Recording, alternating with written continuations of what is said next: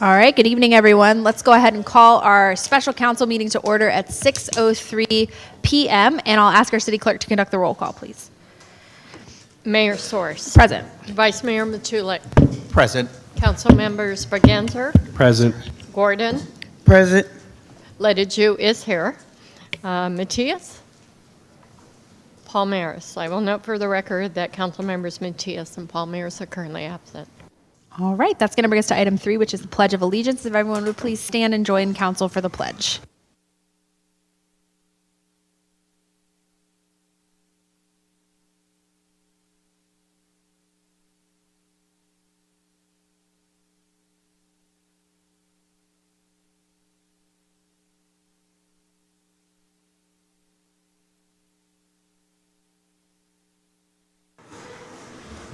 All right.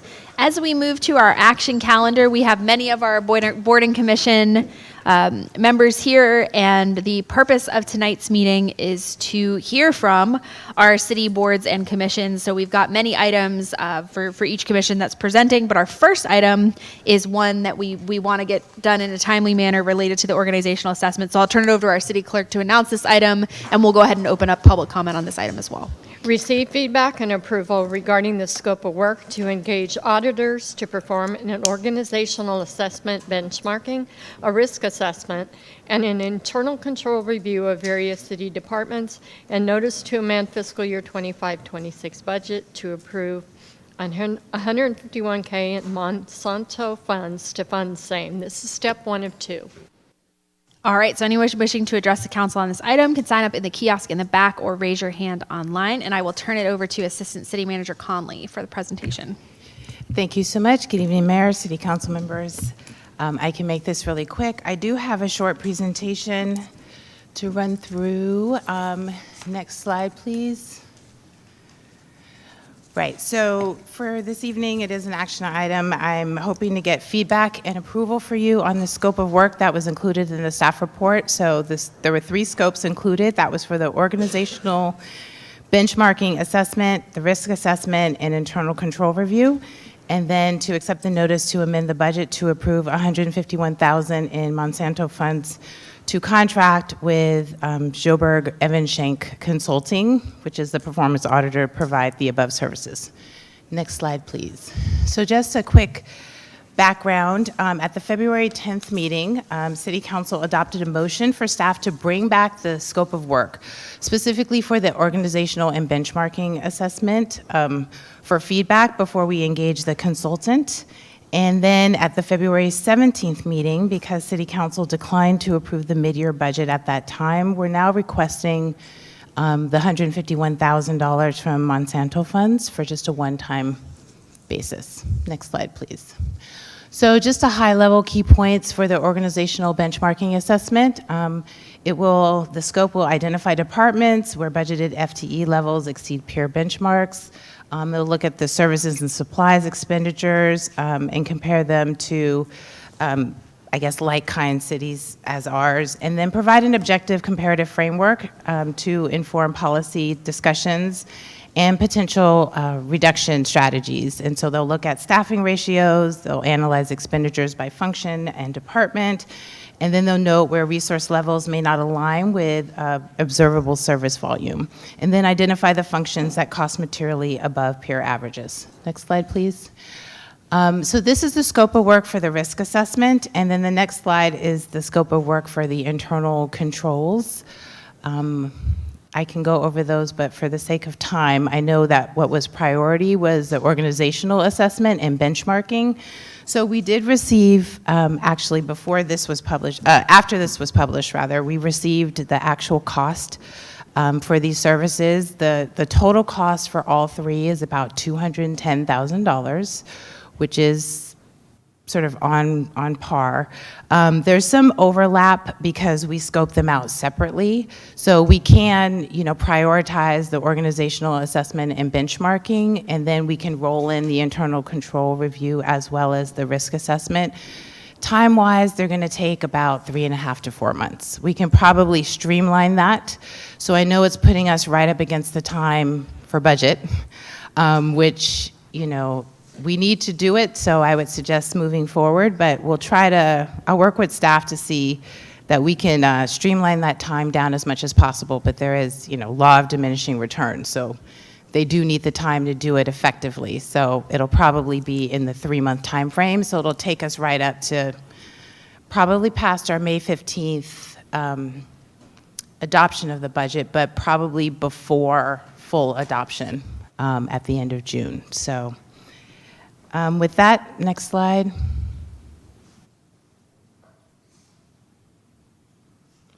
Right, so I'm just here today to get any feedback you have, primarily on the organizational and benchmarking assessment scope of work, but happy to take feedback on the other two as well, and then to just accept the notice to amend the budget for that amount as step 1 of 2. And that's it. Happy to take any questions. All right, thank you very much. So why don't we go ahead and take public comment if we have any in person or online for this item. Do we have any commenters in person? I don't think we do. Not at this time, Mayor. All right. No speakers online, Mayor. And online. And so I'll do a round of council comments, and I'll just ask us to be mindful of the commissioners that are here. And I had asked when I saw that this item was added to the agenda, I had asked the city manager, if it was possible for us to have a more robust conversation at another time when we're not having all of our boards and commissions present. I don't know that I got a follow-up on that, but I don't know if it's possible for us to do another more robust conversation at step 2 of this. But I'll go ahead and call on Councilmember Bergenzer, and we'll see where we go.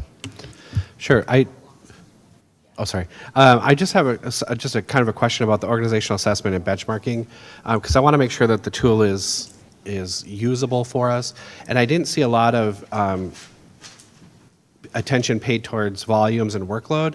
And so I just want to make sure that when we're comparing cities to cities, that we're seeing also the volume of workload that those cities perform versus our staff, just to make sure that we're, it's, as an example, if we look at the city clerk's office with PRAs, for instance, every city has a city clerk's office with one employer, whatever. But how many PRAs do they process versus how many do we process, to show that, if we're looking at the staffing levels, that we make sure we're comparing apples to apples.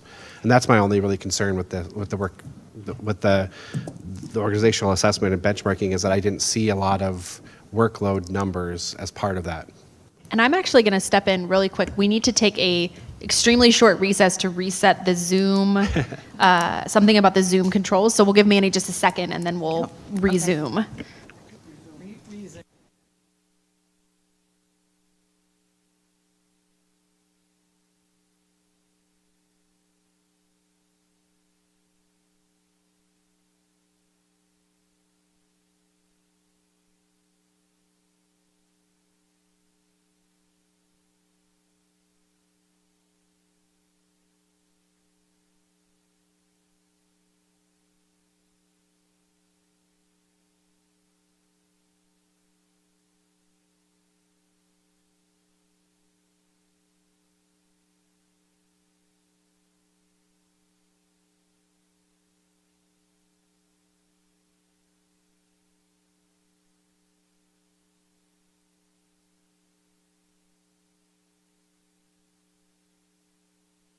All right, thank you for your patience. We have the Zoom up, and Councilmember Bergenzer has asked the question, Do you need to repeat, do you or- need a summary? Are you ready to respond?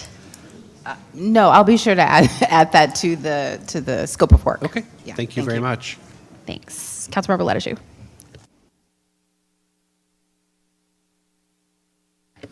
Thanks for the presentation. So 2 things. As it relates to organizational assessment, benchmarking, and internal review of various city departments, I am not going to vote yes on this particular audit project. It's been almost a complete year that I've asked the city manager to do an assessment. And I believe that our city manager, rather than spending money to do this, should have the responsibility to begin the work. And that is part of a CEO's job function, is to do that assessment and to understand where the organization is.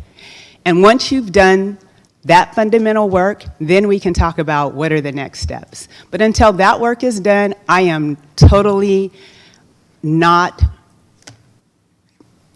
in agreement with this request. The other two audit projects make total sense. They are things that we should do, and I don't expect that the city staff should do those two audits. But this audit, this assessment is not an audit, it's an assessment, and I expect the city manager and executive management staff to be able to begin that work without bringing in a contractor to do this work, first of all. And we have AI tools. There are many ways that this work can fundamentally be done as a starting point, which has not been done from my perspective, and it has been. Sorry, there's a big spider.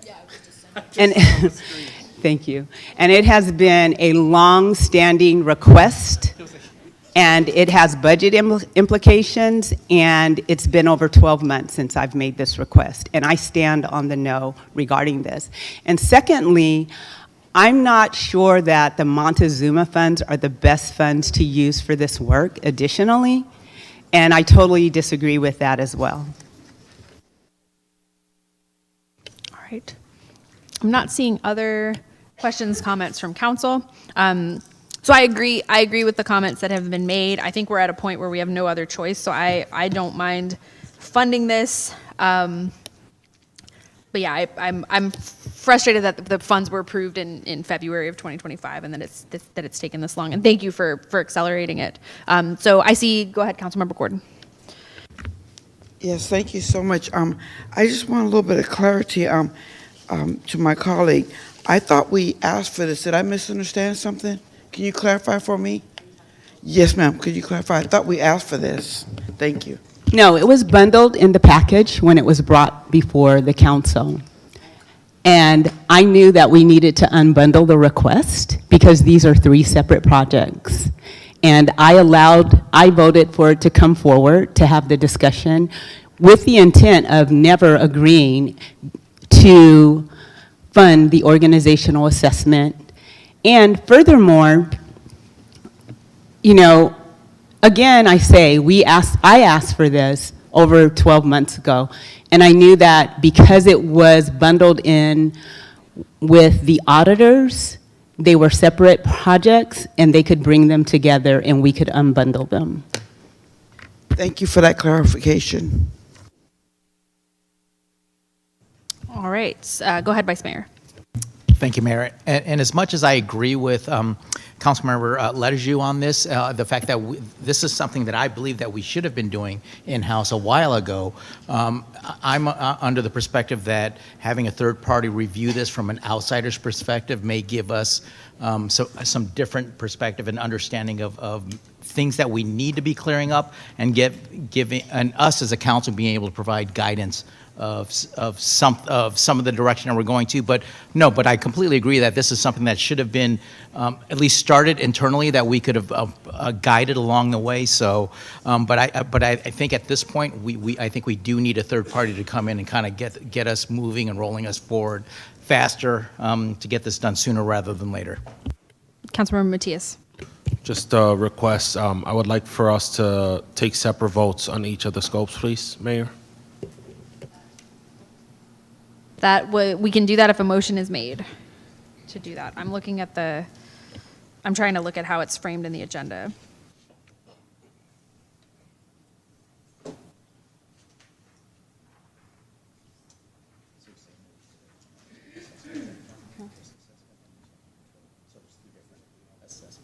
Yeah. But they don't split up the funding. Yeah. Okay.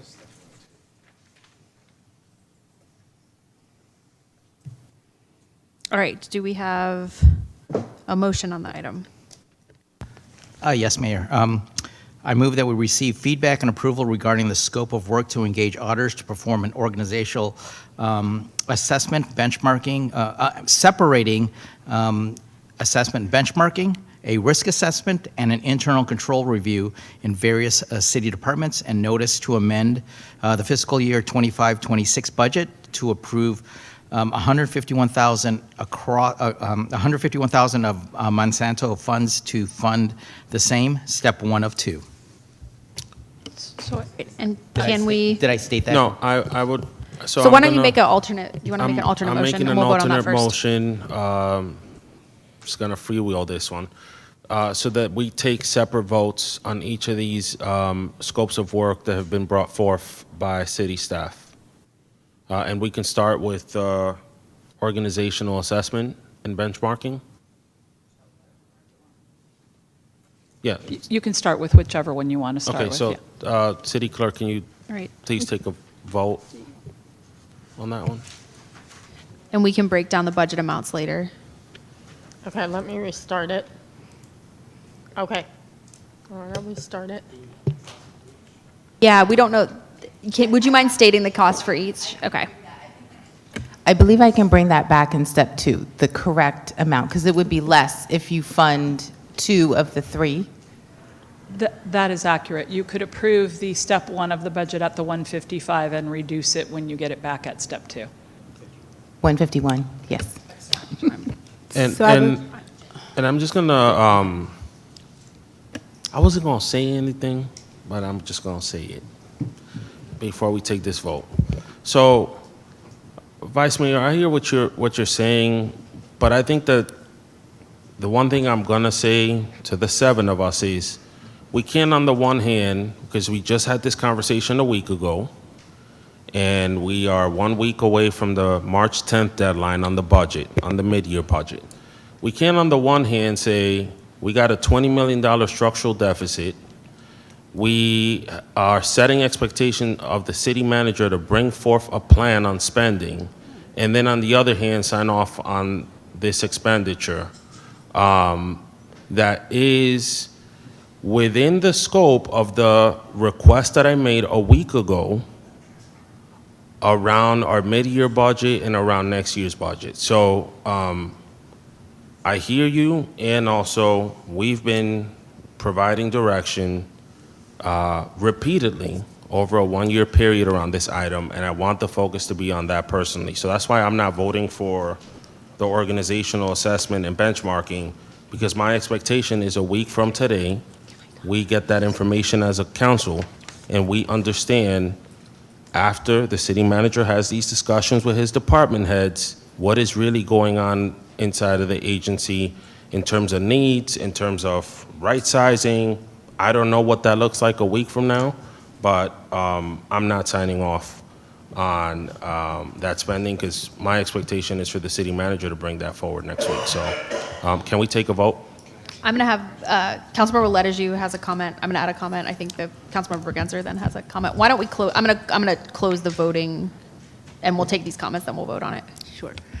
I was just going to add to the vote. I don't want to vote on I want to vote on the budget separately, because I'm not in agreement with the Montezuma Fund. So if we're voting on each item, are we voting on the budget funding at the last piece of it? I just want to be clear. Okay. No, the motion is, the motions are all going to be the intent to amend the budget. So I think the intent to amend the budget is committing to the Monsanto funds. So you would vote, if one disagreed with the use of the Monsanto funds, you would vote against all of them. So I want to make a motion that while we're going to independently vote on each item, is that there is that we require the staff to bring back a different funding mechanism, not out of the Montezuma funds. All right, we have one motion, one alternate motion, so we have to vote on Councilmember Matia's alternate motion first. I've got to go over to Councilmember Bergenser, and then we'll regroup. Yeah, just a clarifying question. I just want to make sure, are you expecting that the city manager is going to have the organizational assessment and benchmarking done before the next meeting? I just want to, I mean, I just want to make sure that that's your I've intention. got a comment on that too, as soon as Councilmember Matias. Yeah, so Responds. there's some work that needs to be done between last Tuesday and next week. Some work to give me a number. So whatever work is taking place, you guys are figuring that out, it's going to get to a number, right? So this scope is very different, but we're still kind of looking at the same information. what positions are needed, do we have the right level of staffing by department, do we need to do any level of right sizing? Because otherwise, like, then the exercise we're also engaging in next week is for naught, right? So there has to be some logic that's going into what we're going to be handed. I'm hoping tomorrow that the whole city's going to be able to review, or by next Tuesday. And that will then, at least from my perspective, help inform what additional level of analysis we need to do for the agency. But at this moment, I'm not signing off personally on that. Right, so then the organizational assessment benchmarking, you think will be wrapped up in that budget piece, and so we won't need that as a separate It will line be item? needed at a later date. Oh, It's not okay. something that I think we need at this time. And for me, I go back to something Councilmember Lettigiou has said. We have asked for this for well over a year, and I'm not going to continue voting on things because we're a year late on something. We don't have the money to keep doing that. So that's just it. If I may, just a few comments. I think the council officially provided this direction as part of the budget adoption process, so it wasn't over a year ago, I don't believe. I don't recall us ever contemplating doing the organizational assessment with in-house staff.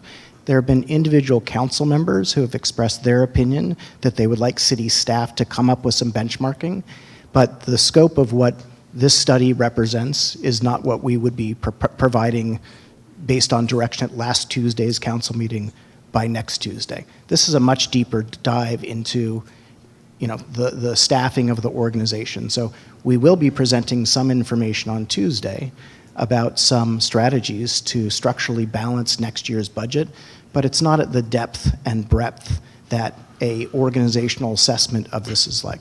So I think that needs to be clear. And again, I think saying we've never contemplated doing this, and when we discussed this previously as part of this year's budget development process, we never discussed having staff do this. As far as I can recall, we've always discussed having an outside expert who has expertise in this area and has visibility across a bunch of organizations do this. So I just want to, that is my recollection of the history, but it's not changed, doesn't change council's ability to decide tonight that they would like to no longer outsource it. But that's different from saying the expectation was that staff was going to do this. I don't think that's correct. So I don't want to keep relitigating the same exchange over and over again every meeting. Respectfully, I am beyond exhausted of it. You and I and Councilmember Lettigiou, we've had conversations about this. We've provided direction on one occasion in closed session as it relates to headcount. So Which we're carrying forward hold with. on, Yeah, hold go on, ahead. because I Go ahead. allowed you to speak. Go ahead, Councilmember. So we've been having this conversation for well over a year. We've provided direction in public and in private, and yet we are still going back and forth over your recollection and my recollection of things. At the end of the day, you coming in as a new CEO to the organization, one of the first conversations we had with you was about assessing capacity in each of your departments. We had several conversations around that, and at every single point, one time you said, I need to, we'll look into it. Second time, we need to make some hires, and then our department heads are going to be able to make those assessments. Then we had another conversation where you talked about an assessment that the fire team was doing. So again, each time we had each of those conversations, at no point did you say, we should have a third-party consultant come out and do this. What you said was, I'm looking into it, I'm going to work on it, I think the agency of the agency size is just right. Then the mayor and I and Councilmember Lettigiou at a meeting then told you that we didn't believe that that was right, and we directed you as part of last year's budget to work on that. That didn't get done, and so now we're at a point where, again, yeah, this request came up. I wasn't here last meeting, but I'm just saying because of it, because of the fact that we've voiced this request in public and in private multiple times, I'm not voting for it. And I don't want to keep just going back and forth over it. I mean, this is getting out of hand. I guess, like, a separate conversation you and I had, I guess we have a different recollection of events. And that's just where we... I'll just leave it at, Councilmember Matias, a conversation that you and I have does not necessarily mean council direction, and So- all of those things I'll that we've step, talked about. I'll So I step agree back in with you. here. Okay. I'll step back in Can here. Can I just finish? Because he just went. So I think, first Please. of all, I would ask when people speak that they go through the chair. We're doing a lot of back and forth and cross-talking. Go ahead, Councilmember Matias. I'm going to make a comment. I see 2 more lights, and we've got a lot of commissioners here. That's why I didn't want to have this item tonight. We've got a lot of commissioners here that I know we want to hear present. So go ahead. 100%. I don't know how this got on here, but I agree with you, City Manager Murray. If I have a conversation with you, that doesn't mean that that's the law. You need a majority of the council to give direction. And yet, I can recall 2 or 3 different instances where majority of council gave direction and it was not done. So this is not about me, sir. This is about the majority of the council. And because of that, I'm just saying I'm not voting for this item. It's just my rationale. So I'll really quickly come in that from my recollection, I recall giving very clear direction that the positions that were frozen last year, that was a short time fix to allow time to do the full organizational assessment for this year's budget cycle. That I recall that happening at this dais, and I recall that direction being pretty clear. We also approved the performance auditing funds last February as part of the fiscal year 24-25 mid-year budget. And the intent behind that, I believe, was to start that process so that we would have it ready by this year. So those are just facts. And now we're in a position where we're having to make decisions without this information. I agree completely with my colleagues, but I'm going to vote the opposite way on this because this work has to get done, and it has to get done ASAP. And frankly, the cost of continuing our organization in a status quo of making reactionary and rash decisions about staffing and services, that consequence long-term is going to cost us far more than $151,000. So this is an investment now, and I want the public to understand these tasks that this consultant is going to be undertaking are things that are going to save us money and make our organization more efficient in the long term, that will hopefully allow us to balance this budget in a way that does not detract from the city services we receive. So I'm not happy about it, but I'm supporting it because this work just needs to get done ASAP, and I think it's gonna pay for itself. Obviously, the policy lever I wish I had is a time machine to do it sooner, but I'm not in disagreement with my colleagues. I'm just going to vote the other way on the funding. Councilmember Ledges, you had something, or Councilmember Palmares, go ahead. Just for a point of clarification, so, and I apologize for coming here late, but the performance audit, is this synonymous with the performance audit, or is that completely separate from this? This is, so we have established a list of on-call auditing firms that perform a variety of services. Mm-hmm. So we're talking about 3 different engagements that will be done by an auditing firm, and that is a look at our controls, a look at the benchmarking, and the other. So these could all be categorized. This is not exactly a performance audit, but it's being done by a firm that has those skills, and the outcome is similar, which is advice and recommendations for the city about how to improve its performance. Okay. So this falls under that whole umbrella of hiring performance auditing firms to do on-call performance audits and other assessments to help us identify areas where we can improve our services. Oh, I see. So in other words, you would consider this probably the first step into the performance audit? Is that? These 3 Clear. engagements are Okay. the first steps. The risk assessment, which tells you where the risks lie, and looking at these 2 high priority areas, the benchmarking, organizational assessment, and the controls. Yeah. Okay, perfect. Thank you. Vice Mayor, go ahead.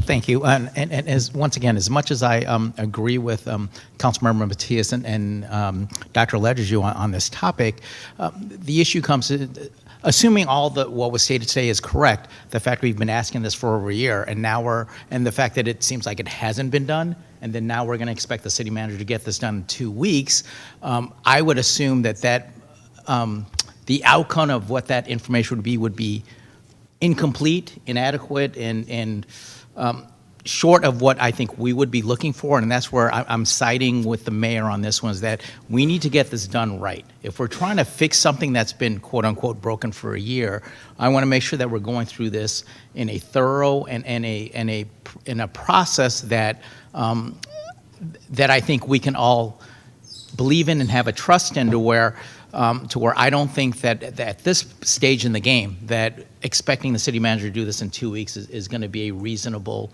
that the output of what that's going to be is going to be a reasonable one, that whether we're going to believe it or not or feel that that's going to be adequate enough, I think doing it through this third party is going to be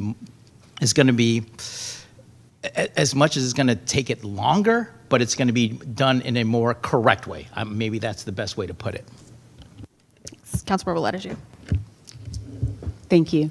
So the organizational assessment, benchmarking, and internal review of various city departments is not a performance audit. That's just to respond to your question, Councilmember Palmeras. That is not what that is. It's an assessment, and it's benchmarking across different jurisdictions who have like similarities of the way we do business, our population, so forth and on. That's what that's about.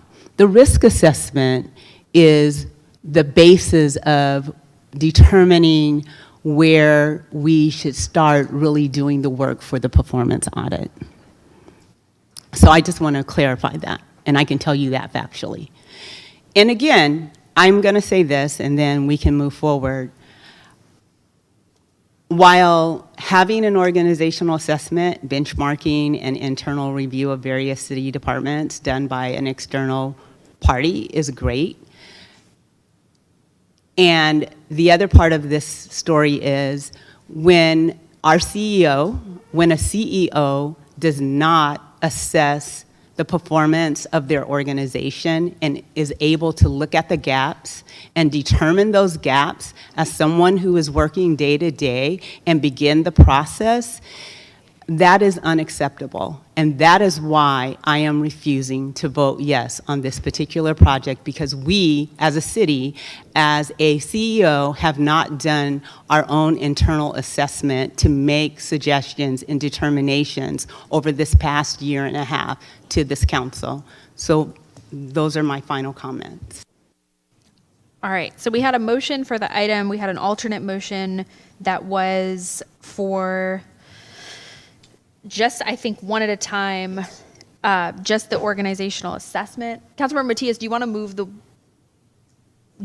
the organizational assessment and just do them one by one? I forget it's been a while, so.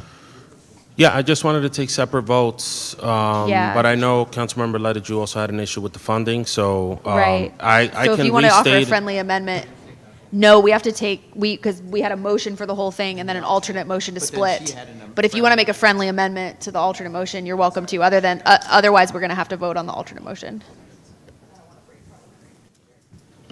Go ahead, City Attorney. So would it be okay if Councilmember Leteju voted to vote on the funding as a separate motion as well, and then you can have the discussion about source of funding at that time? Wouldn't that require the number to be known of what that funding is if we're going to? No, because I have those numbers. Because you're at step one. Okay. Why don't we would need Councilmember Matias and the Vice Mayor to withdraw their motions. Sure. Why don't you just both withdraw your motions? Yes. That way we don't get stuck in parliamentary procedure. Yes. ACM Conley, why don't you provide us those numbers and then Yes. we'll go from there. So I have the individual numbers for each scope. So the organizational assessment and benchmarking is at 48,300.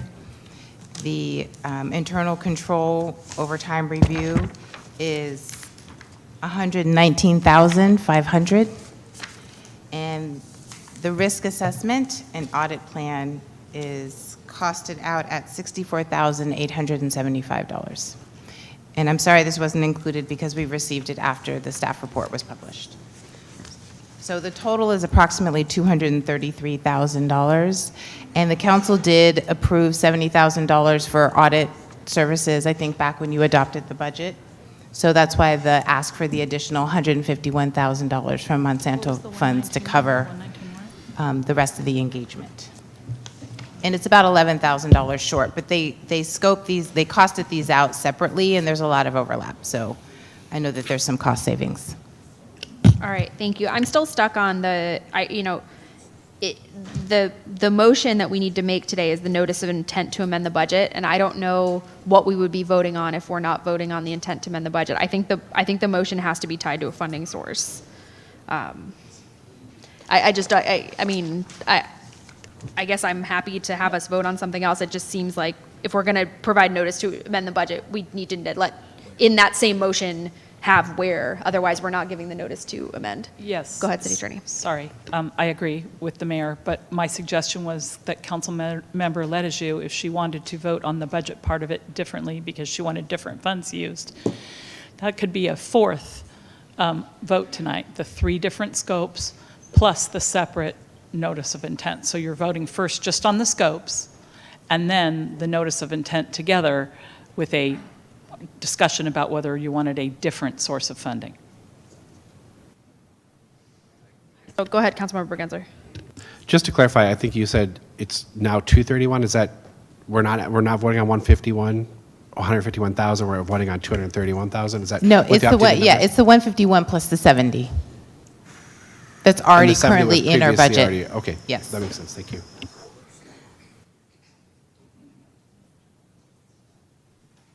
All right, I'm open to anyone that wants to make a motion. So I'd like to make a motion that we take 4 separate votes, 1 for each project separately, and then we would vote on the budget source. And I don't think the motions would be the 4 separate, but what are the first 3? What So- is that motion? The 3 separate. And can someone make it then? I'm just, okay, go ahead. Would you like to start by making one of the motions? So yes, so on the first, I'm going to make a motion that we approve the audit scope work for the risk assessment. Okay, so we're voting on the audit scope of work for the risk assessment. Through the chair. Go ahead, Councilmember Gordon. Did we already do public comments on this? We did. All right, thank you. All right, so we're ready to vote on that.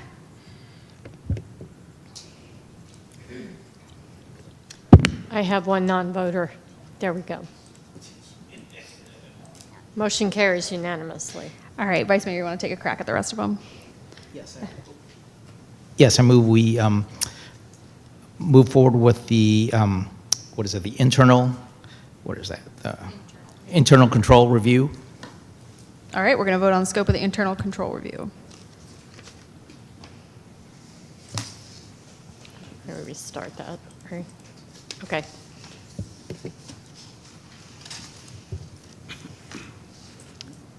I'm missing a vote. So is that the assessment, benchmarking, and risk assessment and internal control review? Or the internal control? This review? is the internal control review. Okay, just the internal control. Okay. That motion carries unanimously. All right, next one. Move we that move forward with the organizational assessment and benchmarking.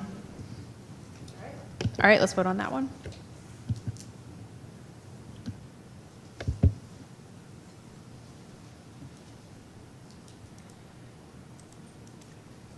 Motion carries with Councilmember Bergenser, Letajou, and Matias opposed. All right, last one. And I move that we approve the funding source to be the 151,000 from the Monsanto funds. All right, so this is notice to amend the budget for the 151 of Monsanto. Correct. Ready to vote. Okay.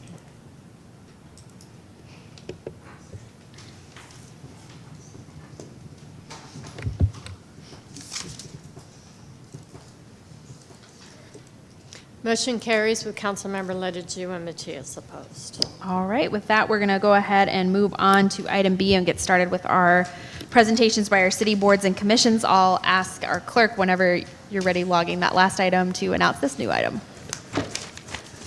This item is actually just an introductory of the special meeting tonight. So it's the annual special council meeting, presentations from city boards, commissions, and committees to consider and take action on work plans and provide feedback on budget requests.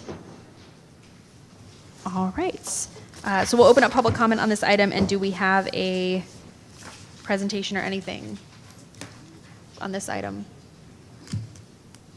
It's just a... It's there. just Okay. as the staff report says, it's basically just an introduction explaining how this special meeting came about. It was a referral request from Councilmember Matias, and the council supported it. So tonight is dedicated to boards and commissions and committees to make a presentation to council on their work plan and to request any budgetary requests that would go, if approved, would go into the fiscal year 26-27 budget for consideration. All right, thanks. So why don't we see if we have comment on this item, because we do have to take public comment. Do we have anyone online? Through the mayor, yes, we do have one speaker online. Why don't we go ahead and let them go? Melvin Cohen, please unmute yourself. You have the floor. Yes, thank you. Good evening, Mayor, council members, city manager, community. My name is Melvin Cowan, Vallejo resident. First, I want to begin with gratitude for the members of our boards and commissions. These are residents who volunteer their time, expertise, and energy to serve the city of Vallejo. That level of civic commitment deserves recognition. I spent a lot of time watching commission meetings, and I appreciate their service. I also want to acknowledge the city staff and council liaisons who support these bodies. Their coordination, preparation, and guidance, they help to ensure commissions can function effectively and stay connected to the broader work of the community. Also, more room for improvement, but I'm appreciative. Boards and commissions play an important role in local governance. They bring community perspective, subject matter knowledge, and public participation into the city's decision-making process.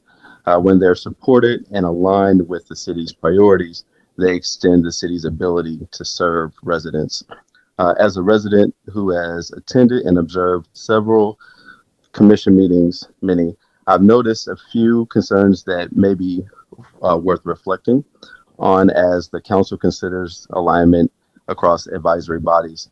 One concern that has been raised in multiple meetings relates to the boards and commissions assessment report. Several commissioners noted that the report was finalized without an opportunity for many of them to provide meaningful input during its development. So when the assessments are conducted with about the structure and the future of these bodies, including the perspective of those currently serving, can strengthen both trust and quality of the final recommendations. I've also observed a number of meetings across different commissions that had to be canceled here recently or closed due to the lack of quorum. Over time, these patterns raise an important governance question. And so if advisory bodies are evaluated or restructured without consent, participation from those serving on them, the city risks weakening the very civic infrastructure it depends on for community input and public trust. And that doesn't need to be the outcome. In fact, this moment presents an opportunity. And so one constructive step that the city might consider is establishing an annual forum or recognition day for all boards and commissions. This would acknowledge the service of volunteers while also creating a space for alignment around the city's vision, priorities, and obligations at the city, county, and state levels. And so supporting these bodies strengthens participation and maintaining alignment across them will only improve Vallejo's ability to move forward together. So I want to thank you again to the commissioners, staff, and council liaisons for their continued service to the city of Vallejo. Thank you. All right, thank you. Do we have any other commenters? No other speakers at this time, Mayor. All right. Well, so with that, we'll move on. I'm seeing 6:47. I know the commissions have prepared brief presentations, and I see 7 of us. So out of respect for those that are late on the list, we'll try to keep it brief and have very efficient conversations, and just want to express again my appreciation to everyone that is here and that will be presenting. With that, let's go ahead on to item C, which is our Beautification Commission. And we'll open up public comment and invite our beautification commissioners up to present.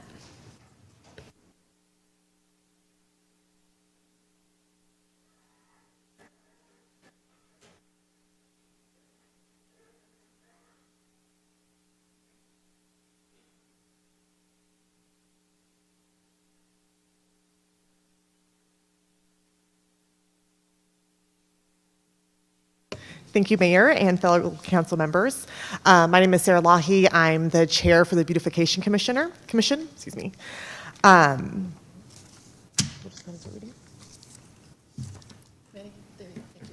thank you, Manny. So this is our work plan recommendation. We want to adopt a resolution by the City Council to approve the Beautification Commission 2026 work plan and providing notice of intent to request a 2026-2027 budget in the amount of $3,000 for the completion of the work plan. Next slide. Go through these. Okay. So our key focus of the 2026 work plan is to plan and participate in 4 annual Beautify Vallejo Days with civic partners and community groups. We're requesting a budget of $500 for that. Improve the landscaping and aesthetics of the waterfront park and walkway with a request of a budget of $1,500. Promote neighborhood and business beautification efforts throughout a recognition program for a budget of request of $1,000. Support the Sister City Commission with the refresh of the Japanese garden and a social media campaign to encourage residents to participate in litter pickups and other community projects that enhance their surroundings. Thank you. Next slide. Should I just read over the whole work plan? Through the chair. Yeah. The very brief presentation, we kind of went backwards. Oh. So the recommendation came before you before the slide deck. So you've heard the elements of the work plan and the budget request. If you care for the background, just in order to keep this brief, go ahead and read the background. Do I need this one? Yes, background. Okay. Sorry, thank you. So the purpose of our group were the 7-member advisory commission established in 1981. We're aimed to enhance the city of Vallejo's physical environment, often focusing on public art and community aesthetics. Originally, the beautification committee consisted of citizens focusing on code enforcement, such as addressing maintained private property, overgrown vegetation, and inoperable vehicles. Beauty for All initiative under Mayor Bob Simpayan, the city emphasized the transformational power of beauty as a recovery tool following the 2008 housing crash, leading to increased commission involvement in historic preservation and open space conservation.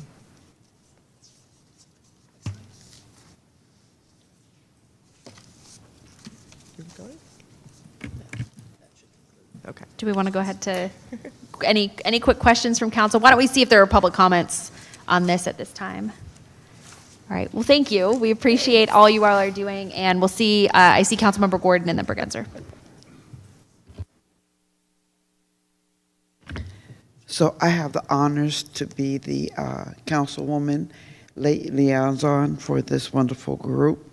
And thank you so much. You did a good job. I would like to know from my colleagues, do they have any questions that they want to know? Because this group, they're new, and so we just like to welcome you officially. And thank you so much to our secretary, who does a wonderful job. And so, and then some of them also sit on other chairs too. So, but we'll say thank you very much for your presentation. All right, Councilmember Bergenser. I too want to thank you. I started off as a commissioner on the Beautification Commission, and was the liaison before Councilmember Gordon. So I just wish that there was more projects that we could fund for you to make our city beautiful. So thank you.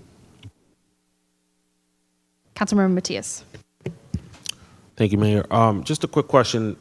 On that initial slide, I saw the Clean California logo. You guys got any plans? Or Clean California community, do you guys have any sort of associated plans with regards to that state program? Do you want to take that, or I can take it? Thank you, Councilmember Matias. The Clean California grant that was just announced, we received $300,000, and it's going to be a focus on graffiti abatement. But I believe that there's also some room in that grant, I haven't read all the details yet, to cover this budget request.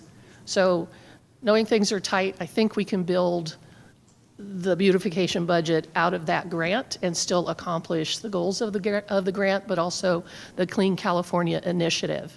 We were fortunate that the funder called us and said, by becoming and signing the pledge, it will go a long ways for getting this grant approved. So we did it. And in actuality, 12 of the 15 points we have accomplished, or we're well on the way to accomplishing. There's just a few more fine-tuning points on that pledge that we need to complete. So yes, we are well on our way with the Clean California pledge. Then just a quick follow-up on that. Is there anything you need the council to do to help you get the remaining 3? Help us get the word out. We are part of this plan is to put together more cleanups, larger cleanups, 4 times a year, using or working with our community partners that have already been engaged, but going that next level.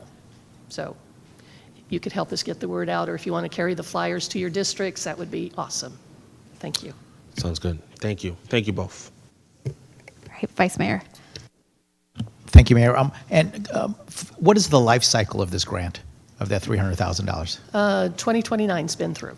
So you have 5 years to, or what, 3 years to 3 years. complete it and finish it. And how many organizational groups or volunteer groups have you recruited to help with this, or is it strictly being done through the beautification commissioners?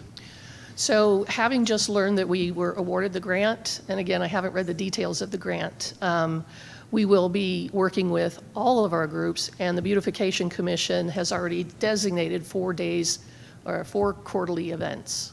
So 1 quarter an event will occur, and that's part of the Clean California Pledge. The graffiti abatement model, we've already been active in that. Public Works has been taking charge. I believe in some of the grant there is equipment allotments that we need that will pay for the paint and the supplies and things like that.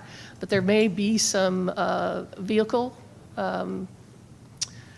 like a steam cleaner of sorts, to help remove the graffiti so that we don't have to use harmful chemicals. But again, I'm sorry, I don't have all the details of the grant before me, but we will get those cleared up soon. Thank you for that clarification. And the $3,000 extra you're asking for, is that above and beyond the allotment of the $1,000 that your commission, that every commission starts out with? Thank you for that question. The last 2 years, the Beautification Commission has not been funded.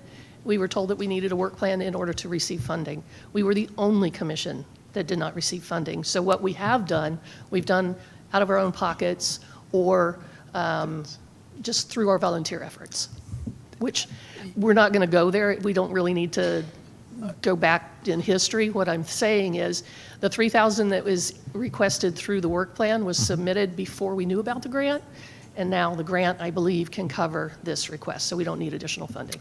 Appreciate that clarification, but when Councilmember Genzer and Councilmember Palmares, when we approved this, we were under the impression that every commission and board was going to get a base funding of $1,000, and you're saying you didn't get that? That is correct. Okay, thank you for that. All right. Yeah, I would like, at some point, it would be great to get clarification on which commissions have been funded, because I know the SAB has never had funding. I don't think HCD's ever had funding. I think the majority of commissions have not had funding. So it'd be good to get clarification on that. Councilmember Gordon. Again, thank you and congratulations on your the grant award. So did I understand you say that we've already had our projects approved, correct? Just for the people who are texting me, they want to know, is it by district? It's not by district. We haven't necessarily, or the commission has not chosen locations as of yet. But yes, we are very aware, they are very aware that we want to spread the love. And so it's with intention. We know we have activities in District 2. We know we have activities in District 5. And then there's individual groups and neighborhood associations that I work with that do cleanups throughout the city. So just for clarification, but we could request for district, like, because, District 6 needs some love, and I believe District 5 needs some love. So, and definitely, there's parts of the districts that needs the same cleanup opportunity. So could we request it, and if so, what does that process look like? And that was part 2 of the other question. Did you understand what I asked? Yes. Of course, you can always put in requests and bring attention to areas of need. That would be very helpful.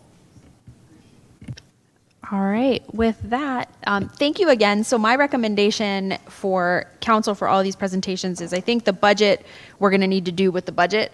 So we'll have the requests, and then what we can do tonight is approve the work plans, if that sounds good to everyone. So do we have a motion to approve the Beautification Commission's work plan? But it's also asking for the annual budget. So I would recommend, I mean, I can make the motion to go ahead and move the work plan, and we'll do the budget requests when we do the budget. Yeah. Yeah, I just have a quick clarifying question, Mayor. Is there any sort of time sensitivity with any of the funding requests in your plan? Because we're approving the budget in July. I'm just asking. So. My understanding, if we're going to approve a budget for a commission, we have to do the 2-step notice of budget, so we just need to fold it into the annual budget. Like, we wouldn't be able to approve it now anyway. That's correct. The agenda item that you have in front of you, however, was to provide feedback on the budget so that staff would understand what to include in the notice of intent and the budget coming forward. So you weren't approving the budget, but you were providing, the agenda item anticipates you providing feedback on the budget requests this evening.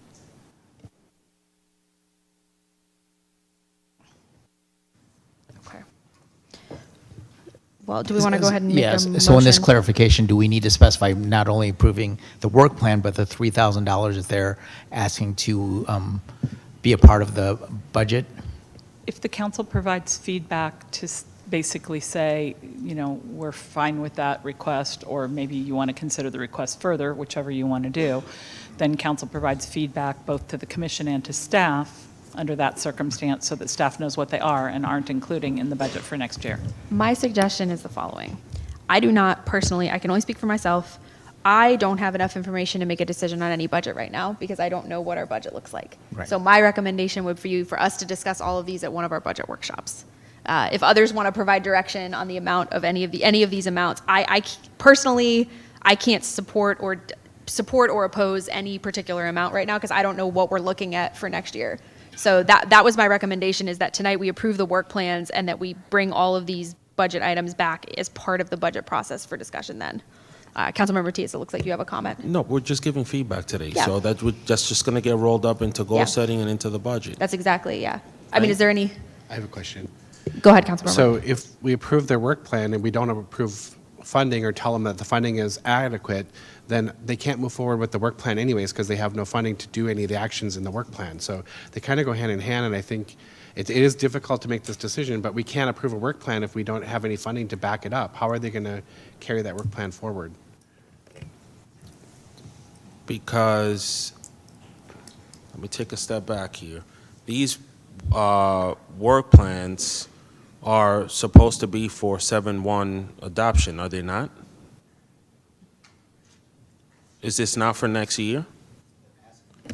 So if that is the case and we're approving the work plan, we're saying this is fine to move forward, and the budget request, I guess we'll just deal with it when we have to deal with it because that's not on the agenda today. This is the first time we're doing this. We're figuring things out, folks. I mean, it's a great work plan. They've got some great activities listed out there. I think the number's reasonable. It's just we're not in a position right now to vote on that. But I personally wouldn't vote against it. So my feedback would be submit it as it is, and then we'll consider it with the rest of the work plans. That's what I was basically suggesting, is that we kind of go for the default of we'll roll this into the budget process. Yeah. Because I don't think we have any more detailed feedback we can make now at this time. All right. Thank you. Did we move? Did I move? I think I moved approval of the work plan. Let's go ahead and vote on approval of the work plan. Bear with us, folks. We're figuring stuff out.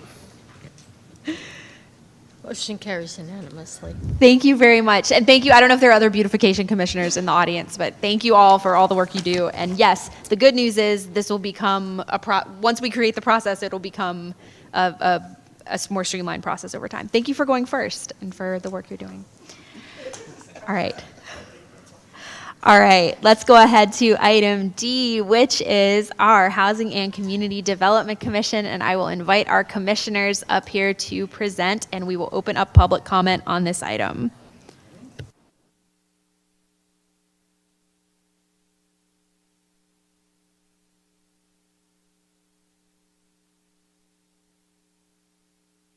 All right, go ahead when you're ready, and well, if everyone that comes up could introduce themselves, so we know who you are. Hi, good evening. I'm Jared Bundy, the chair of the Housing and Community Development Commission. I'm Esprit Jackson, the vice chair of the Housing and City Development Commission. Perfect. Thank you both. So we have a presentation, Chair Bundy. We do, yes. So we're the Housing and Community Development Commission. Next, please. So we set out by setting 3 goals and then developing the work plan. So the first goal of the Housing and Community Development Commission is to develop a deep understanding of matters before us and translate the insights into clear recommendations for the City Council or the Housing Authority Board. Next slide, please. I'll just leave these for your guys' review. I'm not going to read off the slides. So we could go next slide, goal 2. Housing and Community Development Commissioners will build relationships and collaborate with other commissions within the City of Vallejo and Solano County to strengthen outreach and project development. So we'd like to work with at least one other commission within the city and one other commission within the broader Solano County. Next slide, please, Manny. Thank you. And again, we have success criteria and potential impact.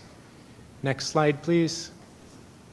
So goal 3, this is really the biggest undertaking of our goals and work plan.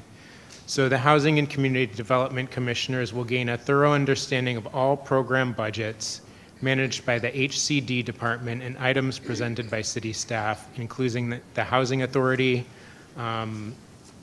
and a lot of federal HUD acronyms. So Low and Moderate Income Housing Asset Fund, Community Development Block Grant, Home Investment Partnerships, and the Neighborhood Stabilization Program to support informed recommendations to the City Council, Housing Authority Board, and department staff.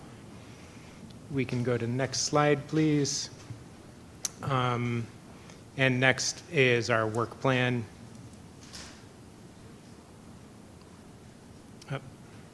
Next slide, two more. So then this is our work plan. We've laid out the projects, description, activities, and then tasks for completion with projected dates in the right-hand column. Next slide, please. Let's go to budget. So 3 slides. And then this is our budget, and like other commissions, I've been on this commission for 4 years. We've never had a budget.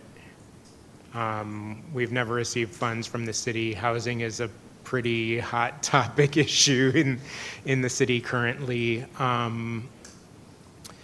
So we put down 2 Canva Pro subscriptions to be able to analyze and look at data, name badges for commissioners. We would like to table and outreach at least 4 events per year. And then the real bulk of the potential draft budget is for training. So the idea that was discussed within the work group was that the training would serve both the commission, but also be forward-facing, so something that could be on a city website where city council members and the general public could access the training. With these boards and commissions, it's a great opportunity for civic engagement, and Vice Chair Jackson and myself throughout the years have said that the commissions are really as largely dynamic as the public input in the commission meetings. So part of our ask and our desire for this training is to also allow it to be an asset for the public to come to meetings and engage with complex federal housing policy. And just to add on to what Chair Bundy is saying, this entire work plan reflects our commitment to thoughtful governance, meaningful community engagement, and being a responsible steward of housing resources, and that requires education. The average person that joins our commission mostly does not have a background in such in-depth material governed at a federal level, and being able to participate on this commission requires additional resources and additional education beyond what's presently being provided. I've sat on this commission for about 7 to 8 years, former chair of this commission, and I think it's of the utmost importance, as you can see tonight, that we educate our commissioners so that they can be effective on these commissions, and serve the public. So our party is a little bit different given the age and the need currently. I also wanted to say that we lost a great resource for those of you who do not know that directly impacts this commission, and that was Guy Garrett, who took the time to personally train every commission to at least a C level in federal funding for housing. We no longer have that resource, and we find ourselves at a deficit. So we're asking this city council members to keep that in mind, that the education, the laws, in order to make decisions and actions that serve our residents and give the best to our city requires an education.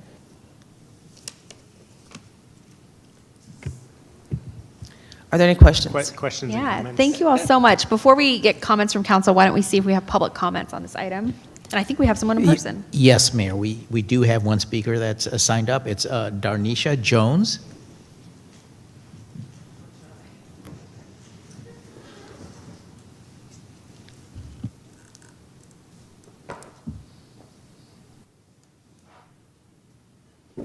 Hi.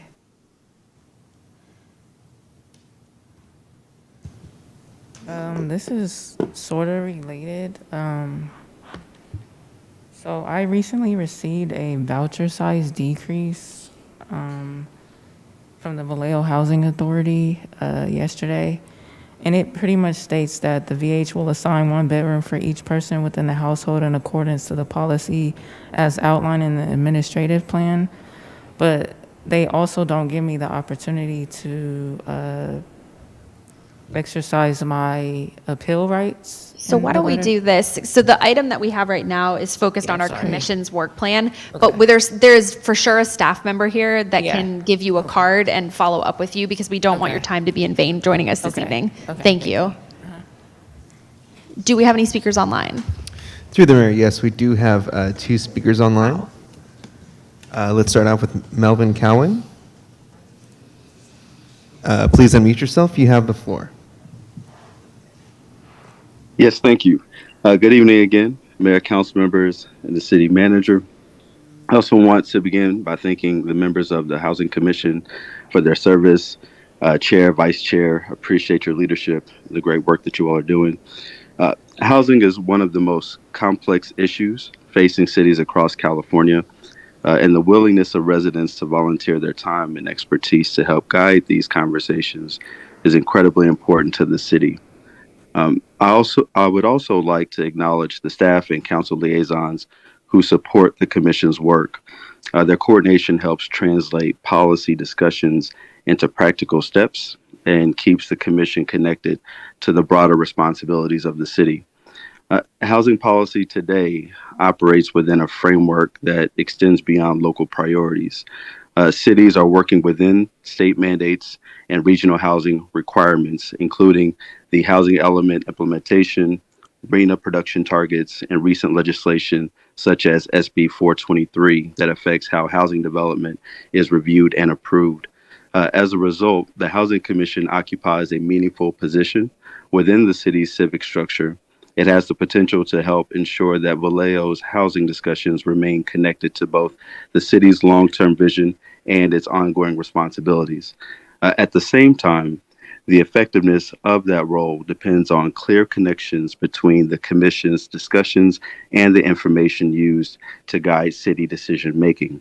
When regular tracking of housing element implementation, housing production progress, and tenant protection policies is not consistently integrated into advisory discussions, the city risks losing an important opportunity to use its commissions as a steady source of policy awareness and public accountability. And so this gap is not necessarily a failure, it's just simply a reminder that advisory bodies work best when they are supported with clear information and a defined relationship to the city's policy priorities. So strengthening that connection could allow the Housing Commission to serve more fully as a bridge between community perspective, policy discussion, and implementation. So my intention in raising these observations is simply to encourage continued alignment between the Commission, staff, and council as Vallejo continues addressing our housing challenges. Thank you so much. All right, thank you. Why don't we call our next speaker? Thank you. Final speaker, Ann C. Please unmute yourself. You have the floor.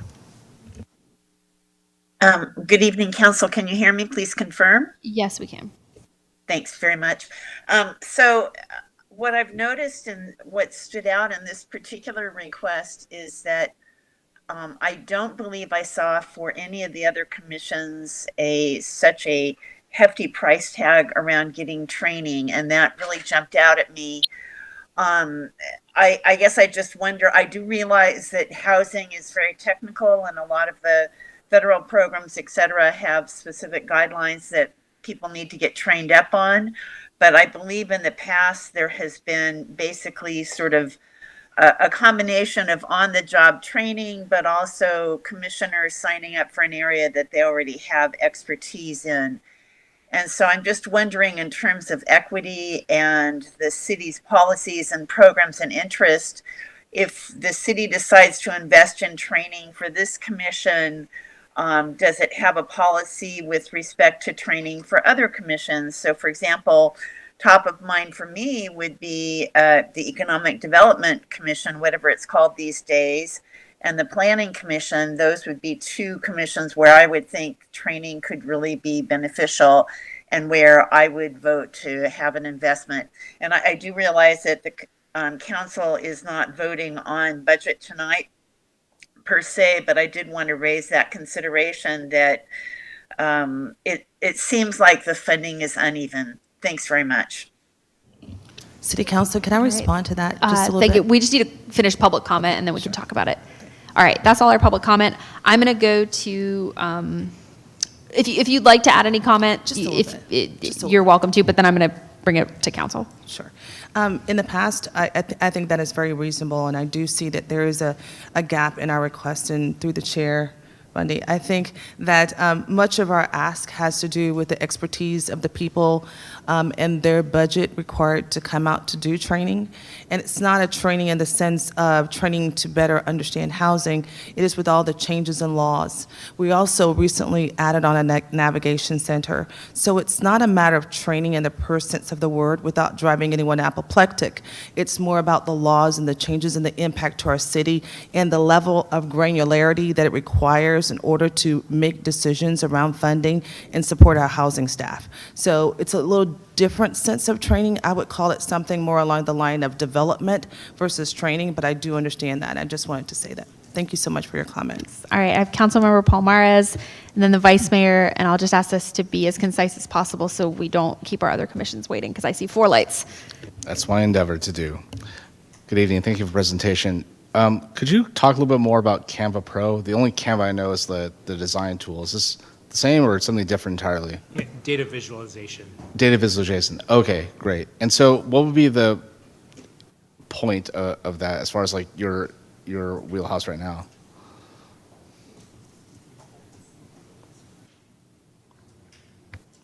So the point of that is that much of the numbers that we're seeing, these are not just carryover budgets, they're impacts their numbers that were impacted from previous years, and not being able to give people the level of information and the way that they can receive it and understand it quickly in order to make decisions is the investment we need to make for our commission. It's additional resources to get the message across. We're asking people to volunteer. In the past, if you've seen the previous Housing and City Development Commission meetings, they've had a lot of engagement, and we've been able to reduce that engagement to a positive, powerful impact by spending the time. And so now it's just additional tools to get that message across. Okay, great. And I want to uplift Mr. Cowan's comment. And one question that came to mind was, is there a formal line of communication between ACD and the Planning Development Services Department? No. No. Not currently on the commission. Okay. Not currently, no. Okay, just something to think about. I mean, not 100% overlap, but there are some things that, hey, that might be important for them to know. So something to work on, yeah. 100%. Yeah, And thank you. that would be our goal, to work with other commissions. All right, Vice Mayor Matulik. Thank you, Mayor. And just following up with the training aspect, so you've got on here 15,600 with a rough cost of $130 an hour for all of these trainings. So did you as a commission independently come up with this amount, or was this done through staff? This was done with staff, and the $130 an hour rate is what we've paid HUD consultants in the past. Thank you for that clarification, because for someone that's on the state level of doing trainings for organizations, I'm very much for professional development and understanding, and as you put it, development of what you're learning. And the fact that your commission actually has the housing element that needs to be reviewed and approved by the planning commission, there's a lot of regulatory information that needs to be known. So having that proper training, I'm very much for that. I'm just not seeing I guess whether it's a line item or the breakdown of it, but I'm trusting that the training's in there. It's almost like sticker shock of the 15,000, because I think that's actually higher than what our council has for trainings right now. So I just want to make sure that when we get to that point of, because my understanding is when we approve these work plans moving forward with the requested budgets, that this amount is going to go forward, but in the end, it may not be that final amount. So at some point, there may be some vetting and some cutting down of this. But from our perspective up here for tonight's exercise is that we are potentially probably approving the work plan with the requested budgets, but the final budgets may be vastly different from what is being presented to us today. Vice Chair, I would like for you to also keep into consideration that much of what we're doing in this commission has to do with information. And it's not training, it really is getting the information to the right person so they can actually have a meaningful vote that informs the city council, like around the navigation center. So we've done some pretty big initiatives, and having to go over the numbers, go through the budget, give you something that's meaningful and useful, giving the city council something to take action on has been a big issue. And we're asking that training comes from a qualified source, and that number was vetted by staff. Appreciate that clarification, and I understand where that's coming from, and I think when we get to the final budget numbers, when we get to our budget sessions, I think that's where the final vetting that we're going to get to understand, to make sure that's something that we can actually afford type of stuff. So thank you for that clarification. Yeah, and then also with the budgeting subcommittee, we had a lot of discussion around that item. It's a large ask, and a particularly large ask for a city that's strapped right now. The other thing that we talked about was if the housing authority had more sufficient staff, theoretically some of that would come from staff time. So there's balancing that out with some staff time as well. All right, Councilmember Gordon. Well, as a person who sat on for commission, I think what helped me as a commissioner for housing was the education. I'm sure we are experienced, but as it was clearly stated, a lot of policies and procedures changed, especially during funding.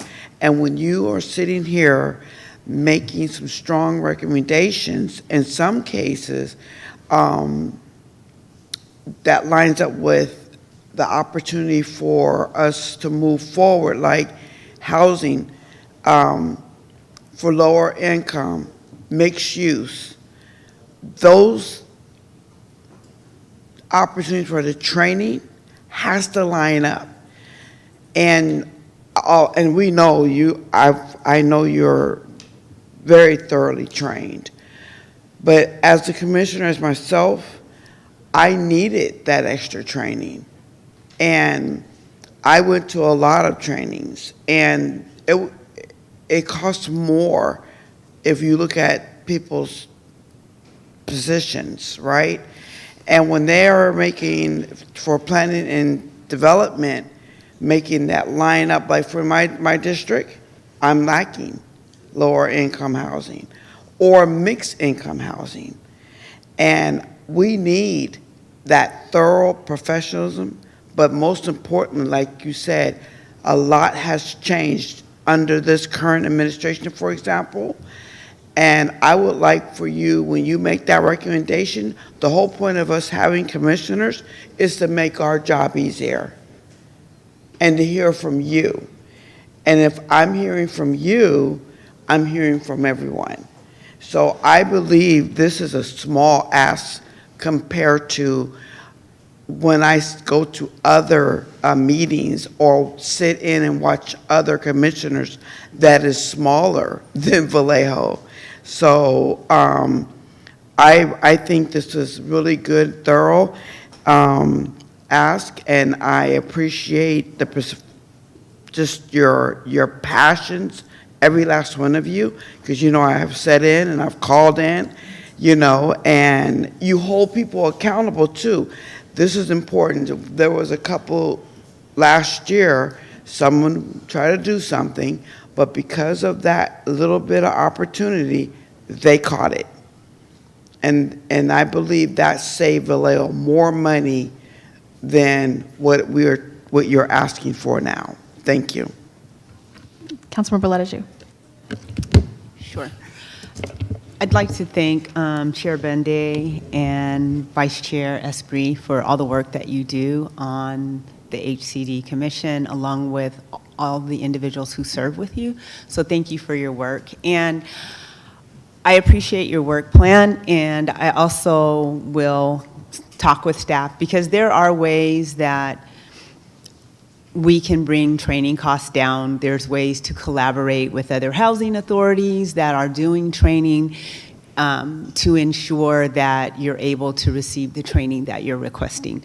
So we can look at very creative ways in having opportunities with some of my prior colleagues in that world to help in this way. Oftentimes there's trainings going on virtually. We have the various conferences that are local that are given by HUD, and we have access and ways to ensure that you can have opportunities to do so. So I will work with our city manager and Assistant City Manager Hain, who is responsible for the Housing Authority, as well as Director Jones, in determining how best can we utilize some of our other resources to ensure that you're getting this training, as well as determining the training plan for the Housing Authority staff and how you can be integrated into some of those trainings that staff should be attending, so that they too are understanding the many changes that are happening in this landscape today. And as well as there are other mechanisms that just like all staff and myself, how we keep abreast on the various changes through different organizations, NARO, and the various organizations that really drive policy and response to the federal government around housing authorities. So I will work with all of you to ensure that we can find a balance in the training and find a balance in cost, because there is a way to do that. And I appreciate the tabling, and even with the Canva Pro, I don't know what types of high power tools we have at the city as it relates to being able to do publishing work and so forth and on, and we can have those conversations as well, so that you have access to do the types of things that are really important for community at the level that community understands in a very plain, simplistic way. So I really do appreciate the work and the thoughtfulness that the commission has put into their plan and the desire to really understand what policies are what policies are out there, what decisions, how are we making decisions based on the federal rules and guidance that really underpin this program. So thank you. Councilmember Matias. Thank you, Mayor. So just a quick question.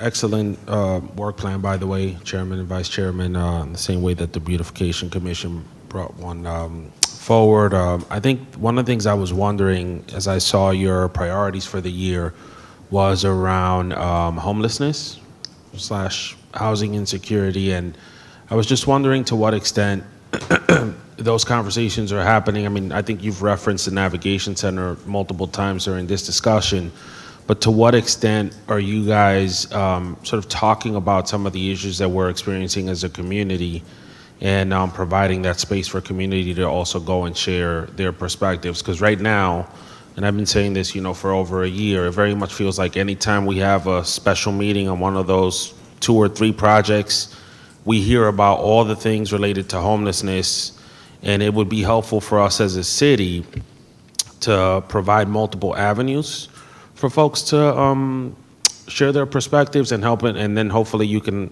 inform us on things we may not be doing. So I guess my question is, how often is that happening now, or do you have the latitude based on your commission's powers to more explicitly hold space for those discussions?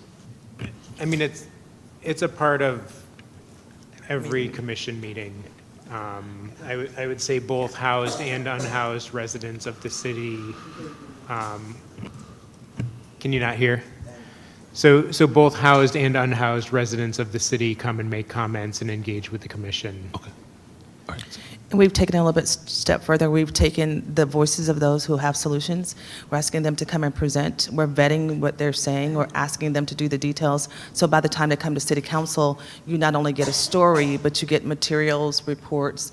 We're giving them direction how to, if you will, prioritize their responses so that you can hear what is working and what's not working, where the gaps are.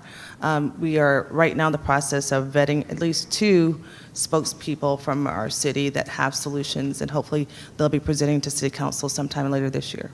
Thank you for that. And that would just be my only suggestion to your work plan, if any, would just be to the extent that you guys can have policy-oriented discussions around homelessness and then get them to a place where you can share recommendations with us, that would be helpful.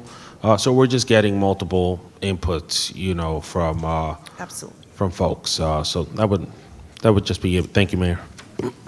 All right. Well, thank you very much. I'll just quickly add my appreciation for you all. I think this is a commission that whose work is unappreciated and can be leveraged even more in terms of your engagement with City Council and us being able to utilize the expertise of the commission.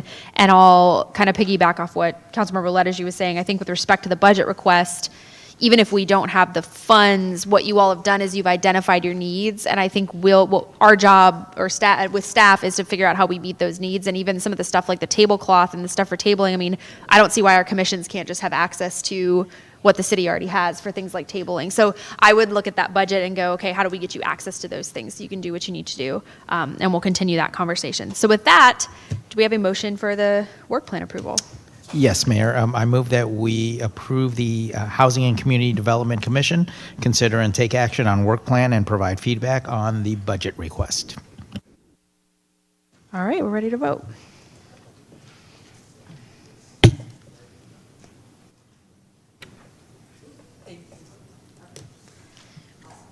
Motion carries unanimously. Thank you all very much. All right, that is going to bring us to item E.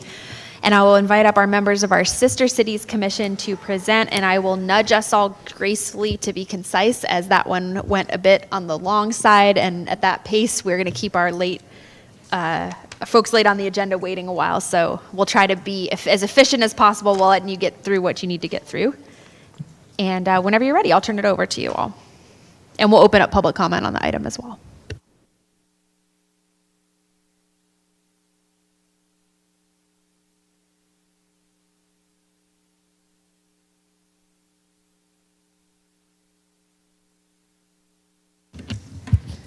Good evening, Mayor and council members, other staff, and If you all, audience members. and if you all could introduce yourselves, please. I will. Oh, there it is. Never mind. It came up on the screen. I'm Elissa Shanks Stewart, Chair of the Vallejo Sister City Commission, and this is Vice Chair Paul Lamb. We're here tonight to present the 2026-27 work plan and budget, as well as a new proposed project. In 1956, President Dwight Eisenhower felt the need to establish an organization that would promote peace through the world, and this would be done one city at a time, one person at a time. In 1960, the Vallejo City Council approved a committee to explore this idea, and later that same year, the first Vallejo Sister City was approved.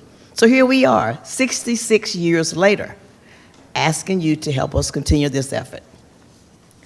The purpose of the Vallejo Sister City Commission is to plan and recommend to the City Council a city program and to stimulate and sustain participation in and community support for an approved Sister City program. The duties are, as they pertain to this presentation, to establish and maintain liaison with Sister City International, promote relationships and events between cities, promote visitor exchange, tour groups, and exchange of information, gifts, and articles of cultural relations between such groups as schools, youth organizations, clubs, chambers of commerce, and churches. The Vallejo City Council approved Trondheim, Norway in 1960, Akashi, Japan in 1968, La Spezia, Italy in 1986, Baguio City, Philippines, 1993, Bagamoyo, Tanzania in 1993, Jinchon, South Korea, 2001, and Ensenada, Mexico in 2022.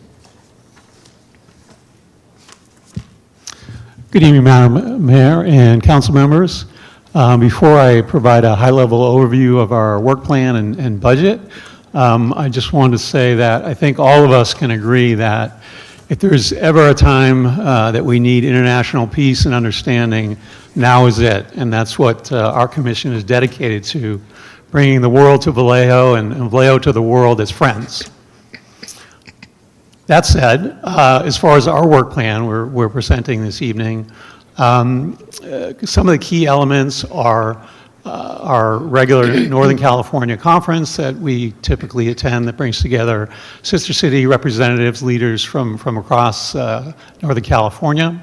Ongoing outreach, as Madam Chair had already shared, a variety of exchanges locally and internationally, hosting correspondence, et cetera. We hope to host 2 delegations this year, one from Bagamoyo, Tanzania, and also from Ensenada, Mexico, as well as visiting those 2 countries and cities ourselves. Next slide, please. We hold, I think as most of you know, either hold ourselves or participate or support up to 10 different community activities, cultural events, international events a year.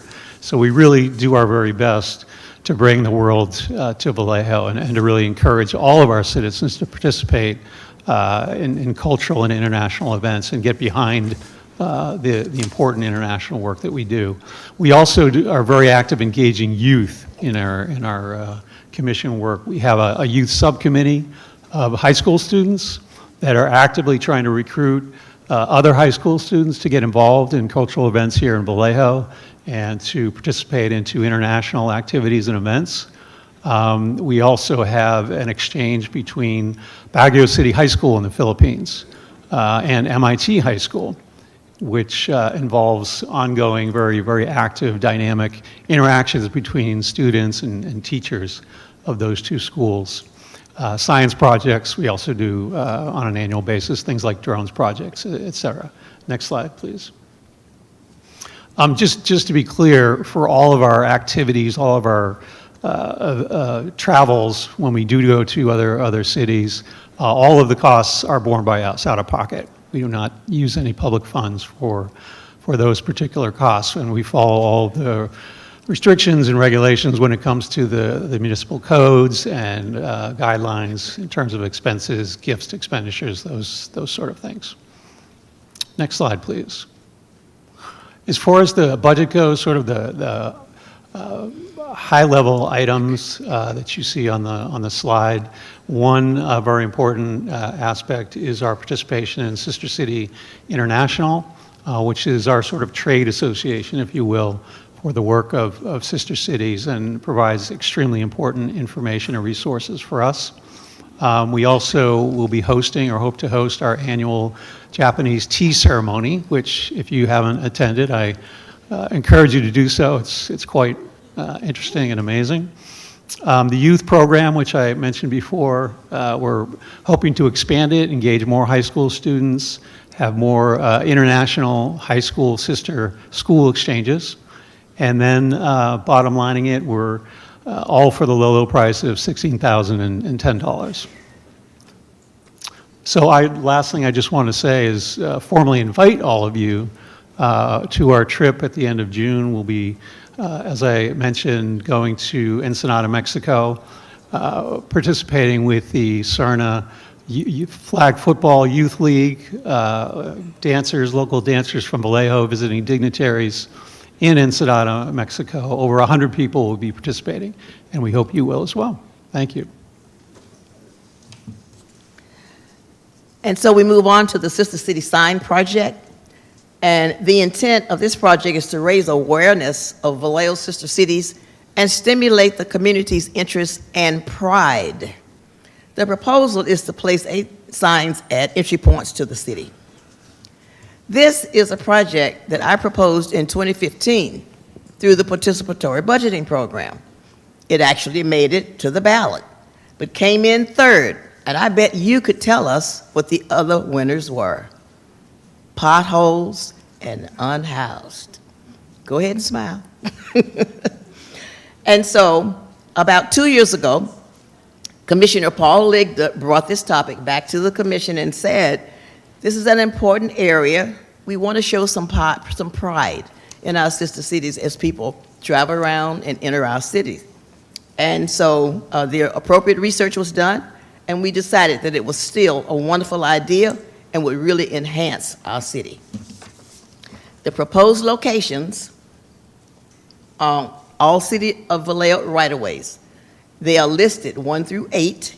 They have been approved by Public Works. Next slide. The project details.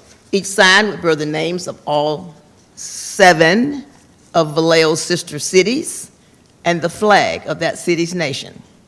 You have the dimensions, and we know that our Vallejo Sister City Association has already offered to pay for the signs.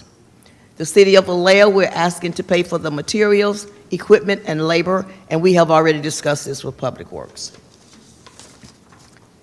Proposed costs: 8 signs, $571.20. Signpost anchors and concrete, $760.72. Vehicle use, $1,833.28. Labor, $521.92. Total, $3,687.12. So the Vallejo Sister City Association would bear the cost of the signs, $571.20, and the other costs would be bared by the city of Vallejo through Public Works, $3,115.92. The recommendations are to consider and take action on the fiscal year 2026-27 work plan and provide feedback on the budget requests from this commission, and additionally provide direction to staff related to the placing of 8 signs bearing the names of Vallejo's sister cities at 8 entry points to the city. Thank you very much, and are there any questions? Thank you very much. Why don't we see if we have public comment on this item? Doesn't look like we have anyone. None in person. Do we have anyone online? All right, let's call them. Thank you, Mayor. The speaker and C, please unmute yourself. You have the floor. Okay, thanks very much. So I was in high school, I was on the education abroad, or whatever it was called, American Field Service program. So I do believe in citizen diplomacy, but I have observed in the past that several times it seemed like Sister Cities was a bit of a boondoggle for different enterprising mayors and city council people who would look to be funded on their trips. And that's where I think the line that needs to be citizen diplomacy kind of crossed over into something that looked like taking advantage, basically. Obviously, citizen diplomacy and international relations is important, but I think that there does need to be a line between what's done at the private level versus what's undertaken by the city. That's the first thing. The second thing is that when I saw the sign project, the sign itself, the mock-up they have is very handsome. But what came to mind for me is what I would like to see for the city is the kind of board that you see at many other cities where they have maybe one or two big boards that have essentially medallions from all of the important fraternal and civic organizations in town, like Seroptimist and what have you, Rotary. And I think that would have more impact. And in fact, this sister city sign could be on something like that. I don't think Vallejo has anything like that, and they're pretty common. It seems like most cities have those.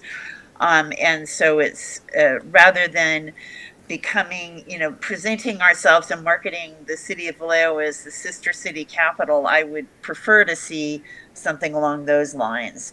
And then the last thing I'll say is with respect to the budget process, I don't quite know how they get up to $16,000.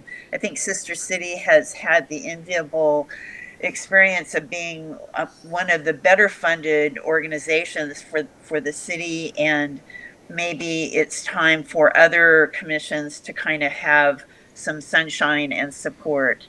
So when you do get down to looking at the dollar figures associated with different things and knowing that we have tight budgets this year, I hope some of these other groups will be given a chance. Thank you. Thanks. Do we have anyone else? All right. So we'll move on to council, and I see Councilmember Gordon. Did you want to explain about the trips again, about the funding, how that works through the association? I thought it was explained in our But just in presentation, case. but We can reiterate. we pay out of our pockets. Yeah, and that goes for all public officials, whether it's Yes. city council members, the mayor, or commissioners. We all pay out of pocket. There are no public city funds that are expended for travel travel. related to any of the visits. I have more, but I'm going to let my colleagues go ahead and answer. Ask questions. Councilmember Palmares. No. Go ahead, I just Councilmember wanted to have that respond, and then I was going to speak at the end. Because I am their liaison person as well. Yeah. Okay. Councilmember Palmares. Thank you for the presentation. Have you considered partnering with a U.S. city? Is that possible? The what? Have you considered partnering with a U.S. city? Is that possible? I don't know what that is. You said the U.S. A city? U.S. city. As the United States? Yeah. Well, we're Sister Cities International, so we don't typically partner with other cities. We do, one of our friendship cities is the local tribes. So we do in that respect, but we're not, to my knowledge, we've never partnered with cities, in particular, U.S. cities. Yeah, so it's strictly Oh, international. I see what you're saying. I'm Yeah. sorry. I'm sorry. I'm sorry. It's No, all right. U.S. cities partner with other countries and cities in other countries. Okay, we can't team up To with another Sister city. Cities International. I'm Okay. sorry, I misunderstood the question. No worries, thank you. All right. I'm not seeing anyone else. Councilmember Gordon, you want to go ahead? Thank you. So first of all, thank you for an excellent presentation, thorough, passionate, and like you said, if this is not a better time to utilize this space, this is, I don't know when else is. I want to share something. A couple of our youth went on a trip, and with Senator Bill Dawes as well. When they go to these trips, like the Philippines, for example, our sign is everywhere, and they cover the cost. And to have our sign, Vallejo, there is an honor, whereas we don't even have that. So when they come to visit us, they don't see their sign. When they went to Tanzania, they're walking around, and our youth was excited to see Vallejo there as well, the signage. And it wasn't a little sign. So we want to honor anyone that come here to say, yes, thank you for that partnership. Remember, this organization is to prevent war. Remember, this organization is to say we want peace. And we're getting to know you. That is the reason of the exchanging of the gifts, is so that we get to know one another. And they trust me. I've heard so many stories from our youth to our wiser generation, how they are so excited to see Vallejo come. And their gifts is nothing compare. And so if you ever get a chance to go to the Sister City's room, please do so, because you will see, it's like walking into a museum. So one day we're going to be doing that so that all of us can see this opportunity. So this is not a lightly organization. I've been part of, I go to the one in Sacramento. And so I'm telling you, it is an honor to have you. May I please ask quickly, can all of the representatives stand up for both?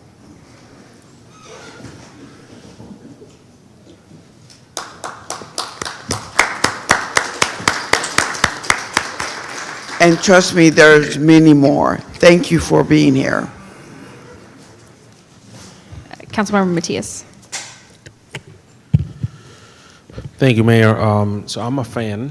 Thank you for everything that you guys do, and for everything the organization has done for decades. The only comment I have to add, which is something I would like for you guys to think about, as well as our ED director, is to Councilwoman Gordon's point. Anytime we have a delegation visit another country is an opportunity for us to attract folks to come visit our city in the future. And vice versa. Similarly, as we now center around economic development, one of the things that would be helpful to have you guys think about and hopefully get your recommendations on is knowing that we have relationships with each of these cities, how can we open up those channels to see what businesses are operating in these cities that potentially have expansion plans and may want to consider Vallejo as a destination? I see South Korea city Yes. on there. Yes, that has happened in the past, 2 different times. I believe it's been that South Korea sent a person here, and they spent a year in our Economic Development and Planning departments to get information, and they gave us information as well. I believe that's the only one so far, but that is certainly something that we explain and are open to when we visit. Yeah. And if I could just respond, thank you, Council Member.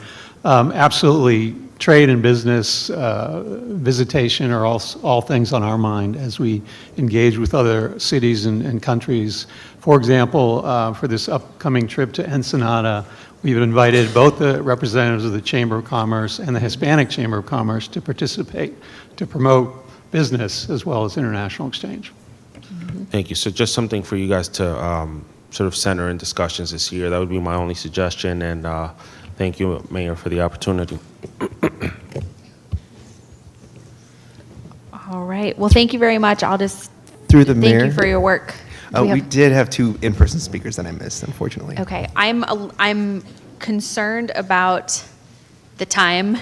We have 4 more commissions to go. I really don't want to keep our commissions waiting, and we closed public comment. If there's an urgent comment, I can give a minute to speakers that want to come up, but we really do need to move. Oh, They had They're- signed up, but it was an oversight on my part. Oh, okay. Well, then why don't we go ahead and call them up then? Yeah. All right. Tina Miller, followed by J.D. Miller.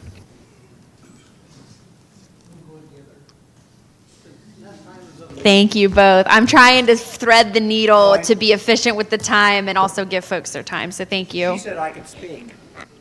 So, this gorgeous woman and I had the pleasure and the honor of being married in a 1,500-year-old Shinto shrine in just outside of Akashi, Japan. Actually, in Akashi, Japan.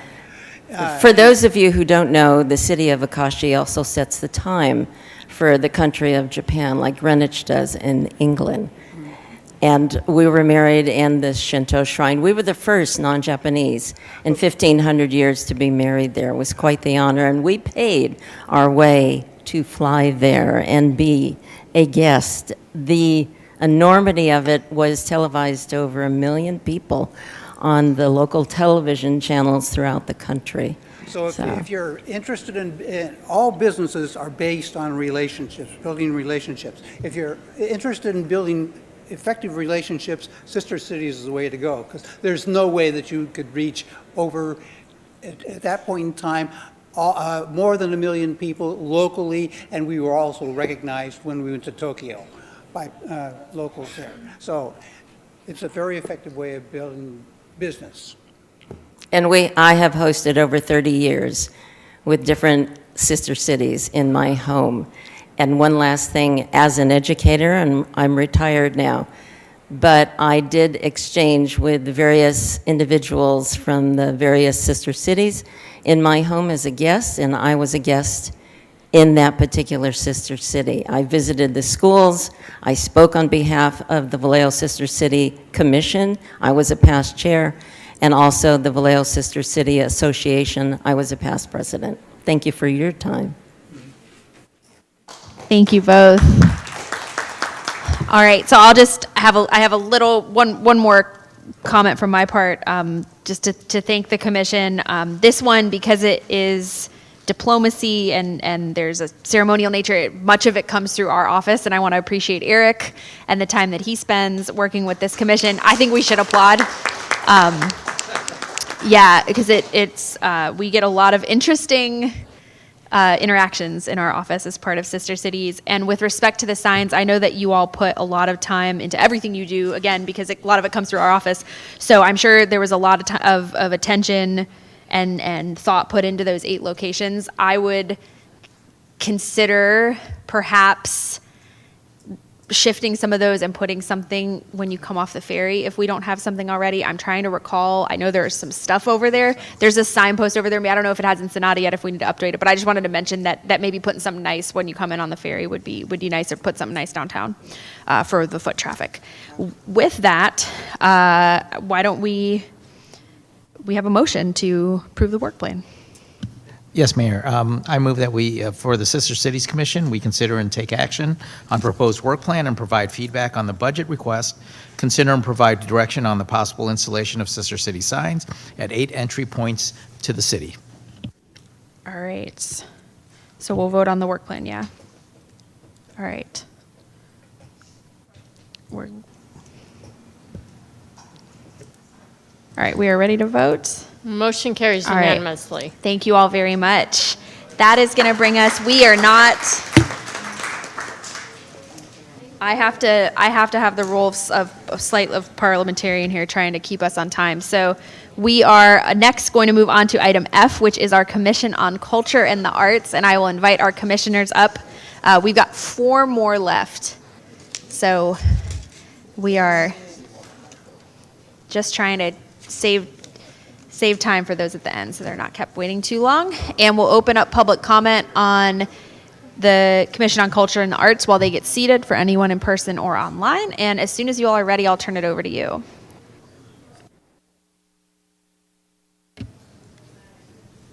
Ready? Thank you, City Council, Mayor, and City staff. I am Dalia Vidor. I'm the Vice Chair of the Commission on Culture and the Arts. And I am Chris Thorson. I am a commissioner. So the Commission on Culture and the Arts is under the Economic Development Department, and we would like to position ourselves as an economic driver. The 2026 Annual Commission on Culture and the Arts Work Plan represents the proposed actions to promote, strengthen, and enrich arts and culture throughout the community for the upcoming year. It draws on Vallejo's demographics, economic development plan, and the needs and priorities of Vallejo's culture and artistic community.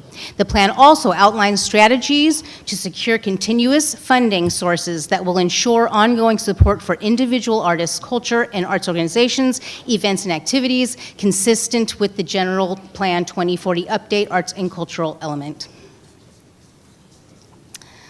Our goals, and I'm not going to read them all completely through, but I'll just do the highlights, is to support, promote, and build upon Vallejo's place as a center for arts and creativity. We want to position ourselves as arts and entertainment as an economic driver here in Vallejo. Arts are an economic driver, and we all know how that works.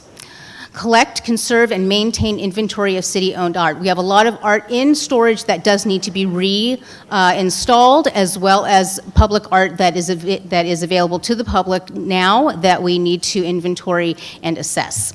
Support the local art scene. This is one of the ways that we can be an economic driver here in Vallejo by promoting our arts and bringing in people from the outside to see our arts and our cultural events. Support recreational and cultural activities, and celebrate Vallejo.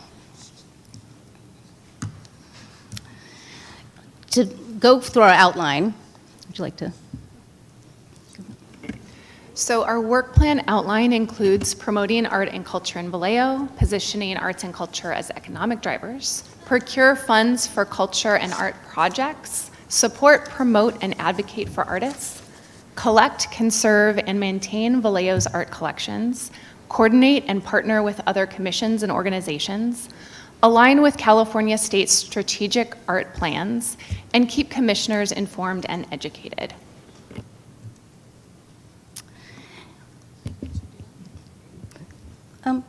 Yeah. So funding for arts and culture, we would like to secure $200,000 in funding for grants for arts and cultural programs. That is $100,000 to be granted to individual artists and arts activities total, and $100,000 to be granted to nonprofit cultural organizations total.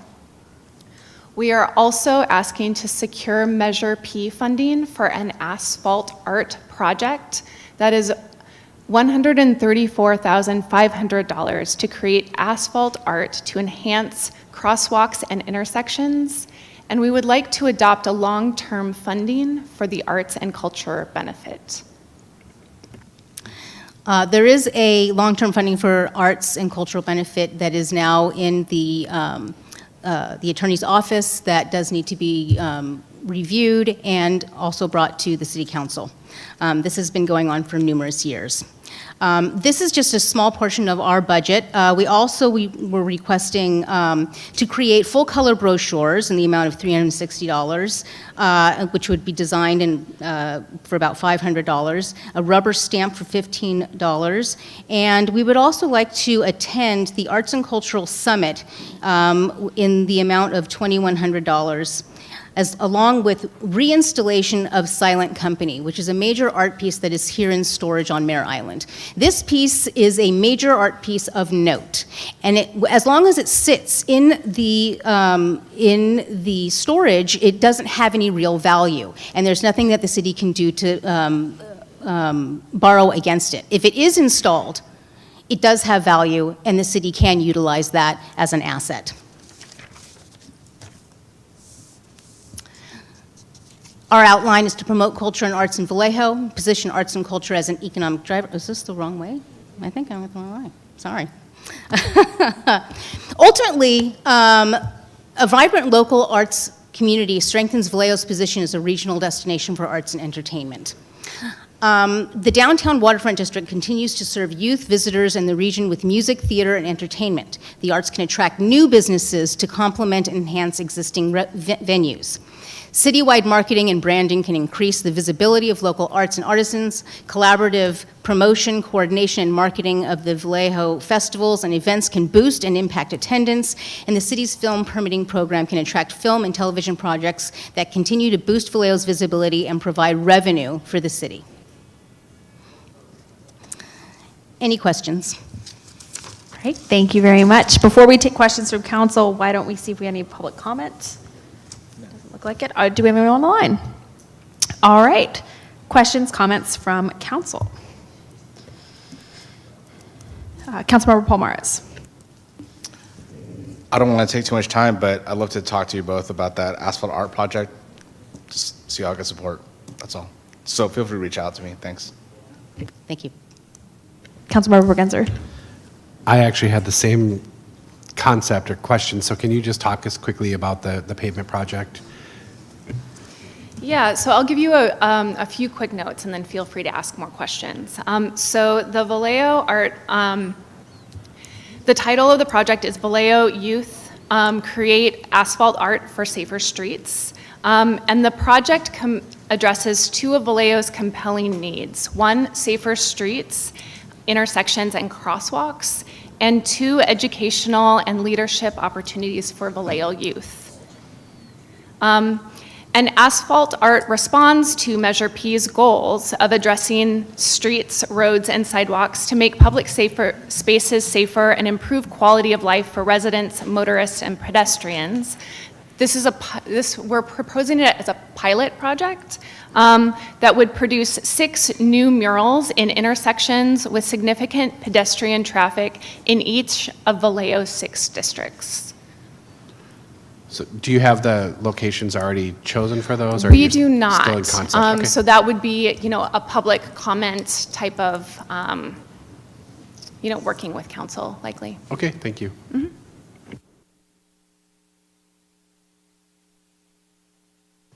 Okay, Councilmember Matias. Just want to thank the two of you for the presentation and for all the work that not just the two of you, but the rest of the commission does in service of the city. And as a quick follow-up to Councilmember Bergenser's questions just now, this particular pilot project that you're proposing, can you just speak to whether or not it's been done or deployed in other jurisdictions and its effectiveness? Yes, so this project has been done in other places, and there's a compelling Bloomberg Philanthropy study that talks about how they have seen in locations where asphalt art has been installed, a 17% decrease in the total crash rates at those sites. Injury crashes also decreased 37%, and crashes involving pedestrians or other vulnerable road users decreased by 50%. So this could be an avenue for a real enhancement to public safety in Vallejo streets. Thank you for that. And then you guys kind of touched on the policy documents that are with the city attorney's office. What would be the goal of having those policies in place? If you can succinctly sort of share with the council. Thank you. Yes, so long-term funding for the arts, also known as Percent for the Arts, is a way to build revenue that we could utilize in, say, the granting program, the successful granting program that we had, where we gave money directly to artists and organizations. That would be done without touching the general fund. And that's the whole point, and that there are many boilerplate aspects to the long-term funding for the arts, and there's also some unique aspects to the long-term funding for the arts. The general boilerplate ones are things like capital improvement projects, where when the city is building anything or improving anything, they would include in that budget some sort of art or cultural aspect to it. And then also in the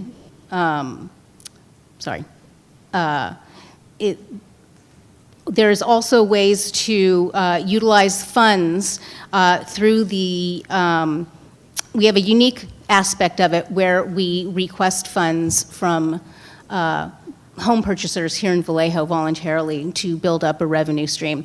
We are also able to request money from the general public to put into our public art funds as well. So there's many, many different avenues on how to develop funds. And we want to do it with small increment amounts that we can get aggregate so that we can build that up without really taxing any organization or the city or any particular person. Thanks again. That's all I got, Mayor. Good. Vice Mayor. Thank you, Mayor. And just to be clear, so when you talked about that silent company, the reinstallation of the public arts, and for the 5 at $30,000 each of the $150,000, to be clear, is that part of that $200,000 grant? Or is that separate? And what's the actual funding source of that? That would be separate, and that would be funds from the general fund at this point, unless we had a long-term funding for the arts that could pay for that. Okay, thank you for that. And then when you talked about capital improvements projects or CIP projects, so if I'm hearing you correctly, you're saying with this long-term funding that there would be something baked into those CIP funds for that? Exactly. And so how would that coordinate or collaborate, because the CIP funding is typically, for example, through Public Works. And through Public Works projects, how do you become aware of your potential project being baked into some of these Public Works projects? Well, generally in those sorts of situations, the organization or the city or whoever is putting these projects together, they would get to decide what kind of art they want to put up. As long as it's approved by the city council. They can also give in lieu funds instead of providing cash or art in their new developments. An example might be at 400 Mare Island Way, that statue which is no longer there in the front. That was, something that they included in their development, but it was an enhancement of the building in an artistic way. And another example would be at the bus station on Santa Clara Street. There is actually a Solano County piece of art there that people don't really realize, and that was all part of, and then there's also like community art that is part of that as well, and that was all included in the development of the new transit center. Thank you for that clarification, because I'm just logistically challenged trying to understand how CIP projects in its infancy, to where you can jump in at that early stage to be a part of that and baking in your long-term funding into these type of projects, because that's a process in itself. These capital improvements projects from its infancy to even becoming an actual thing. So that's where I'm trying to connect the dots to figure out how your culture and arts projects can be baked into CIP projects to actually come to fruition. I mean, I'm just off the top of my head, if there's a paving project that comes in that maybe there's some artwork or there's something put on the asphalt or something like that. It's that type of stuff that I'm trying to logistically understand how you guys can come in and enhance the project and how that gets baked in at the very beginning of it, to where that we as a council would have to see when the numbers come to us at that point. So one of those projects was the MLK Plaza that they tore out, and they built a street there. And then if you look on the sidewalk, there's a whole bunch of art. There is there's poetry, and there's statements, and there's art actually in the sidewalk. And so that would be how it would be baked in, where it would be developed as part of the development of whatever you're doing, whether it's a street or a building or a gateway. Yeah, okay, that makes more sense, because I'm trying to recall when these CIP projects are brought in front of us as a council or even as a planning commission, these type of things aren't talked about in any culture and art. So I'm looking forward to those being a part of the presentations moving forward then. So thank you for that. Thank you. Councilmember Ledeju. Thank you for your work. And just to that question or this dialogue, one of the things that as a council could be for consideration as your group, your commission is working through is, what is the policy for CIP projects that look at art? It's something done in San Francisco, in other cities. It's part of the process, so you don't have to worry about where do you insert yourself while something's going on. It is part of the policy and part of the process that art is considered, it is commissioned, and so forth and on. And there's a broad policy, which I'm quite sure you understand and know, that you, working with the city attorney, working with your liaison, can bring forward that type of policy for us to consider and approve. Councilmember Gordon. Thank you. And do you have any data regarding how art has been a access to mental health and the support of the morale?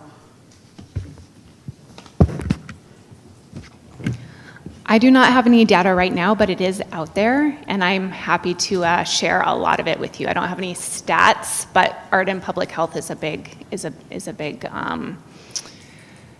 topic right now, and it's getting a lot of momentum behind it, and it's essential. Thank you. All right, so it looks like we've had a very similar to last time. We have a commenter that's popped up, so why don't we take them in person? Yes, Jessica Martinez.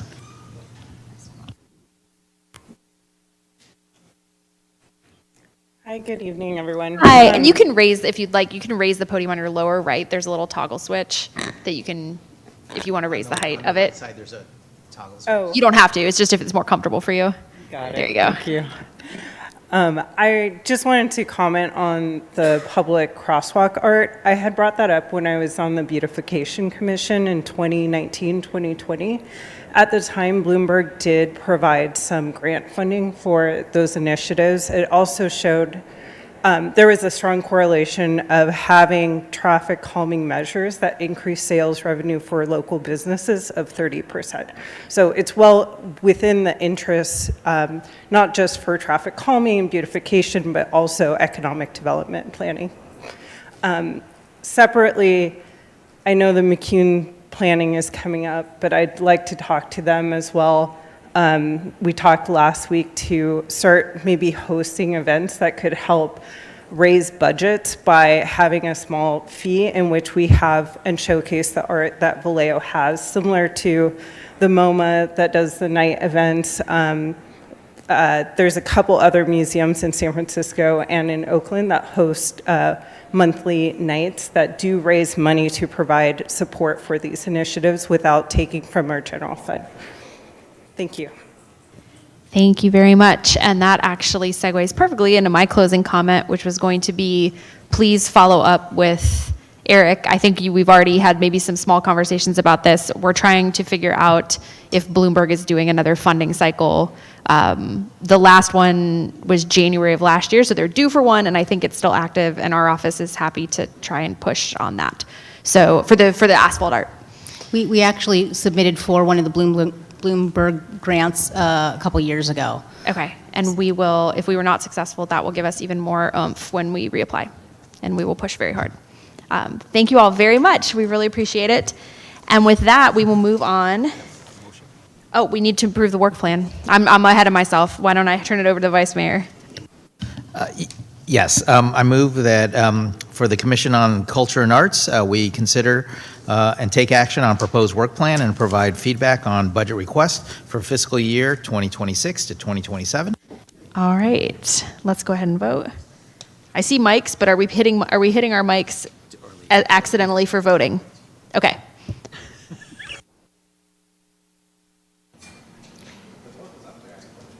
I'm not sure. I'm missing a vote. There we go. Motion carries unanimously. All right, thank you very much. Apparently, we're still learning how to use our voting. All right, that is going to bring us to item G, which is our McCune Collection Commission. I will invite up our commissioners now, and I will open public comment for this item in person and online. We will take public comment immediately after the presentation by the commissioners, so we'll do a quick pan of the room to make sure we get everybody at that time. And I will turn it over to our commissioners just as soon as you all are ready.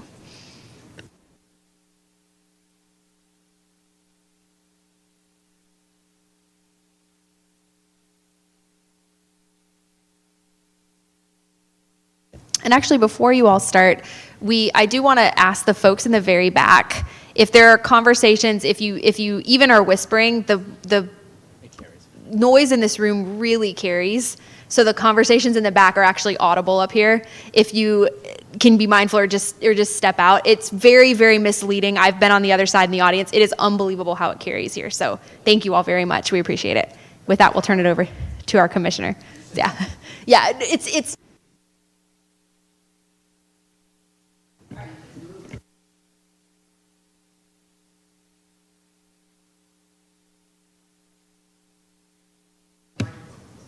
I'm Rebecca Trumper. I'm the chair of the McCune Commission.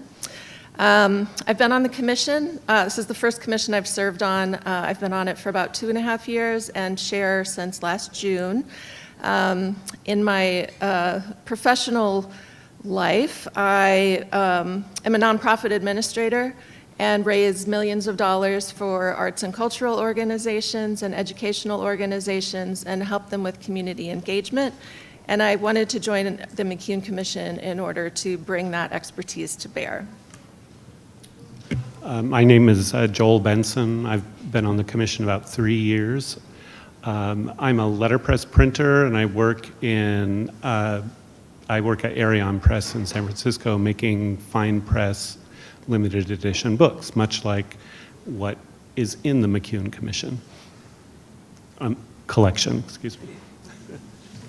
Before we start, I wanted to note that we're aware of the consultant's report on boards and commissions that recommends to eliminate the McCune Commission. And so we hope that this very brief presentation tonight will give you at least a little bit more information to help you make the right decision regarding that upcoming decision in the next couple of months. We will be sharing more of our concerns about the recommendation and information to help you make a decision very soon, and we've already been able to have a conversation with the city managers and some of his staff. We wanted to give you a whole bunch of background on the McCune and the commission because I think a lot of people don't know. A lot of people in the room probably don't know exactly what is in the McCune collection and behind those doors of the McCune room and the downstairs of the library. But in the interest of time, we're going to keep it really short and skip over a bunch of this stuff.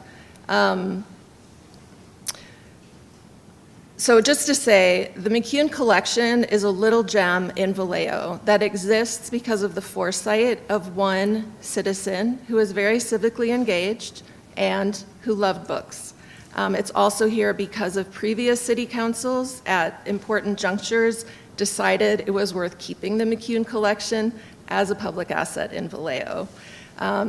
Some people, I think a lot of people think the McCune collection is about the history of Vallejo and has artifacts about Vallejo. That's not what the collection is. That's in the Historical Museum. What the McCune collection is about the history and art of printing over the centuries. So from the earliest presses, including part of the Gutenberg Bible, through all of those centuries of printing to modern fine presses throughout California and Europe, all of that is in the collection. In terms of the McCune Commission, it actually predates the commission structure in that it was a board that served under the Vallejo Library Board. So it was a standing committee of the library board. And when I think this is important to understand, like why we're a commission today. When the library became a county library and Vallejo joined that system, that is when it sort of precipitated finding another way to oversee the McCune, and we became a commission under this structure. Another difference with the McCune Commission is that we're not only an advisory commission, we're a working commission.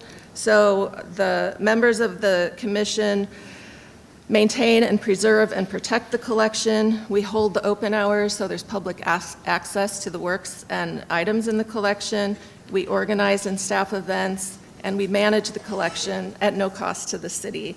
In fact, we have a really, for all of these decades that we've been in existence, we've had a skeletal budget. For at least the last decade, we've gotten $2,500 a year from the city of Vallejo. That largely covers just sort of protection and preservation of the collection, which with or without a commission, the city would need to do anyway, except you'd probably have to pay people to do more of it instead of having commissioner volunteers. We also have the McCune Endowment that right now is worth just over $115,000 that we can draw interest from that down as needed for special projects. And then there's also the McCune Foundation, which is the fundraising arm. It's an existing 501c3 nonprofit with lots of untapped potential to support everything in our work plan. So we're not asking for any more money from the city except the $2,500 for the basic services. We started our work plan over a year ago simply to focus our own work, to be more effective as a commission. So before the city started asking for work plans, so we're ready to put our work plan into action right away.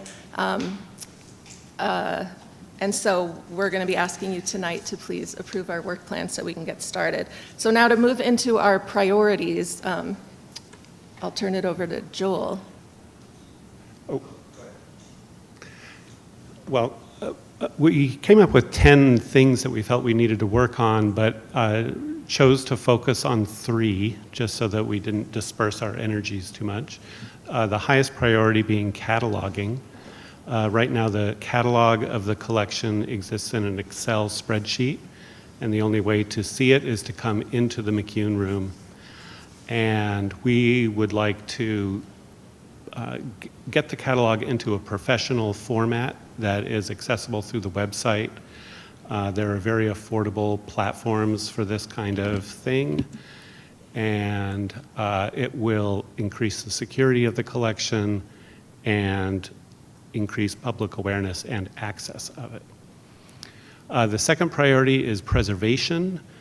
This is our long-standing responsibility to the collection, which is to make sure it's safe while it's being displayed or stored, and also to restore and conserve any pieces that are damaged or just old.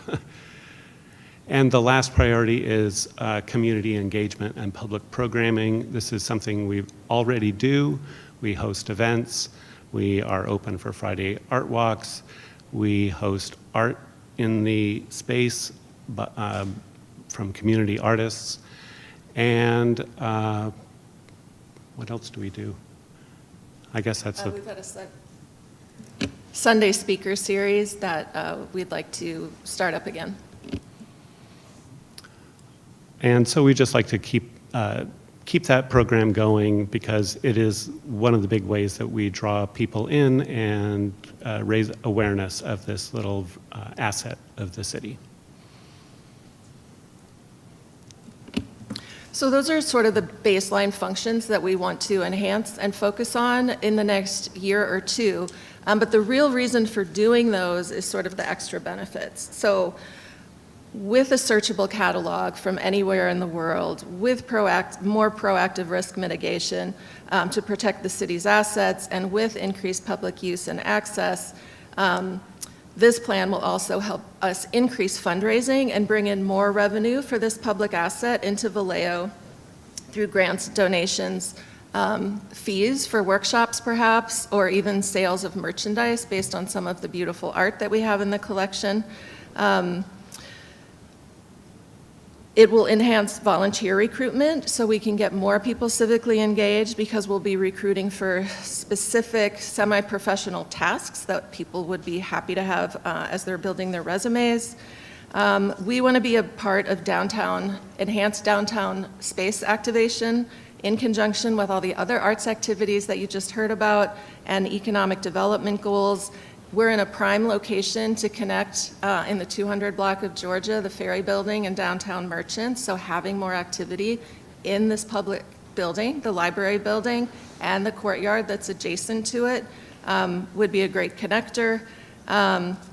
Doing all of this, we'll be able to attract new arts and culture partnerships, so partnering with Vallejo existing organizations and artists and educators, but also regionally, because the McCune is a very unique collection that doesn't exist anywhere else. That will all result in increased regional awareness of Vallejo's assets and result in stronger Vallejo pride and also confidence that the city is maximizing its cultural assets and not letting them be squandered. So for all of those reasons, we would like to ask you to please support, approve and support the work plan and renew the $2,500 of city funding so we can leverage additional funds and bring in more revenue. Any questions? Thank you very much. So before we take any questions from council, we will do one round of public comment. So anyone here in person, do we have anyone signed up? No one, Matt. Anyone here in person for public comment? All right, is there anyone online? All right, with that, we will close public comment and I will turn it over to council. Councilmember Ledeju, I see you with your hand on your mic. Would you like to go? Yes.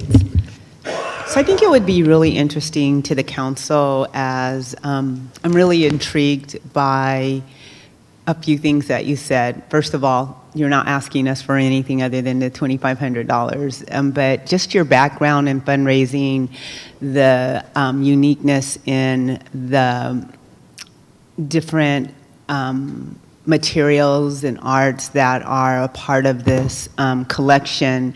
It would be really interesting as you move forward with your plan to have you come back and talk about how you've been able to enhance community engagement, enhance philanthropy, and what does that really mean as you begin to see that flourish and begin to occur. And how you really see, as you're building out that part of the work, how it really does spill into the rest of all of our culture and activities within the city. I think I've been to the, I've come to Sunday speaking in convenings, and it's been quite interesting. So it would be really interesting. And on top of that, it would be really interesting how we can make that space even more inviting, to be very frank, and the community space so that it is a welcoming space, a place where visitors would really enjoy coming, especially again because it is unique, and there definitely are individuals who are extremely interested in what exists within that collection. So I want to thank you for your work that you are doing. Councilmember Bergenser. Yes, I also want to thank you for your work and the work of the commission. I know it's a daunting task. I'm just wondering how we get youth involved. Do you have programs where you have high school students come in and view the McCune collection? Do you have opportunities for college students in Bay Area, outreach to youth?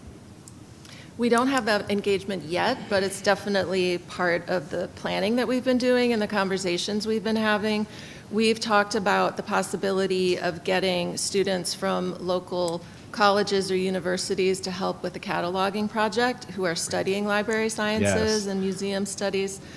So that would be, it could be a great hands-on experience for them.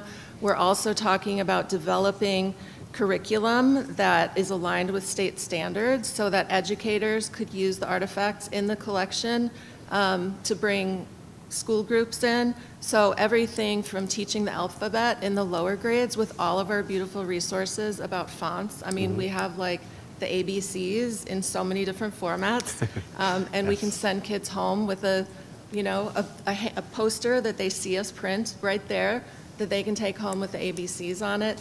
So, that all the way through fourth or fifth grade, where you study Gold Rush and California history, we have some amazing resources, like sort of personal accounts from people like during the Gold Rush that are part of the Californiana collection that could be used in that module. So that's another thing we'd like to work on. Thank you so much. Actually, I'd like to add that we heard a proposal for high school age school youth council or youth commissioners, and we would really welcome that if that program gets off the ground. All right, well, I'm not seeing, Councilmember Matias. Very thorough presentation. Thank you both. Thank you for to the rest of the commission for your service. What else can we do to help support what is a very clear and actionable plan? Like, are there any other ideas? This is the first of many meetings we're going to have over the years to really center in on supporting our boards and commissions. And I was just curious, like, if there's anything that comes to mind above and beyond the 2,500, whether that's better coordination with staff, outreach or engagement from the council. Are there some things that you feel like we could be doing? I think, and maybe this is the rub with the consultant's recommendation on boards and commissions, but, we've been working closely with city staff in order to find out sort of parameters, because we're dealing with a room that belongs to the city, and we're dealing with a collection that belongs to the people of Vallejo and the city. And so are we allowed to charge fees for anything? Are we allowed to sell things and use the proceeds to fund the activities of the McCune? And so allowing staff to take the time to help us sort through these matters so we're all aligned and can move forward and really capitalize on this asset would be really helpful. Go ahead, Vice Mayor. Thank you, Mayor. And this commission in particular speaks to kind of like the rub that you talked about with the consultant's recommendation, because much of what isn't being said here is that this commission and all the other commissions involved here, this speaks to Vallejo and Vallejo's history. And I think and this is the educational part that I don't think that many people understand the true impact of what this commission, it may be a traditional commission from the past, but there's a lot of history that I personally don't know, and I would be very interested to understand, and that I'm sure a lot of the other Vallejoans and many people around the area would, if they understood and realized a lot of the stuff here, they would realize the importance and the impact, the positive impact that it would be making.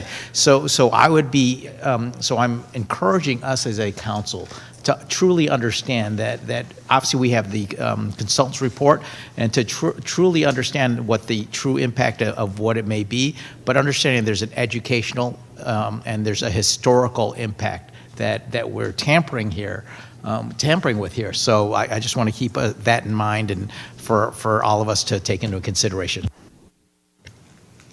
All right. Thank you all. The only thing I'll add to that is I think to my colleagues' recent points, one of the similarities, there's actually even though it's a very different type of commission and type of task, it's similar to the Sister City Commission in that we have a city commission and then we have a nonprofit arm, in their case, the association, and in this case, the foundation. And I think without recalling, I'm just trying to remember the consultant report from when we had it a few months before, that those were two of the commissions that were recommended to be folded, and part of it might have been because of the foundation. So what I would love to know as we continue these conversations, as you proceed with this work, is, really leveraging the expertise of those that know best, which is our commissioners. What structure, what governance structure and organizational structure will best serve this work going forward, and how do we get there? And it's, there have been different models. There's been models of having it nested under the library. It's nested under the city and the city council because it's owned by the city council. Is it more nimble to have the foundation, have the board of the foundation make decisions? What are the different pros and cons of each organizational structure and how we can best support it? And in addition, I remember having some conversations with Henry last year about the history of the commission and the fact that it used to be under the city manager's office, and that there were certain functions logistically, because you have a room and keys and things, where nested in the city that support comes from. Because I know economic development took it after some structural changes, just where you best live, what organizational structure serves you best, and where the gaps are in terms of that. So I don't know if it looked like you might have had a comment in this moment, but I would love to continue that conversation as well. Yeah, we'd love to provide more information on our thoughts. I just wanted to say that we had a really productive conversation, I think it's fair to say, with the city manager just a few days ago to move beyond the sort of rash recommendation that's in the report that it appears to have been done without much understanding of what the McCune's history or values is, and to think about some more creative solutions on what the right structures were, and agreed that we were both going to do some research on both sides and get back together in a couple weeks. So there should be more information from both city staff and us as commissioners coming your way to the council. Perfect. I really appreciate that because the redundant multiple orgs, that opens up an opportunity for us to think more deeply, and I don't think the consultant project did that. So that's a great next step, and I'm really glad to hear that you already started that. So thank you all for your work. This is another I think, unsung commission that a lot of folks don't realize that thing is volunteer staffed. So just on behalf of myself, this council, everyone, thank you for the tireless hours you put into that, and all the hours that the commission put in through COVID and everything, when you weren't able to have it open to the public. There's a lot of labor going into that collection. I think that needs to be recognized. So with that, why don't we get a motion to approve the work plan? Yes, Mayor. For the McCune Collection Commission, I move that we consider and take action on proposed work plan and provide feedback and budget provide feedback on budget requests for fiscal year 2026 to 2027. All right, and we're ready to vote. Motion carries unanimously. All right, thank you all again to our commissioners. That is going to bring us to item H, which is our Economic Development Commission, and I will invite our commissioners up to present.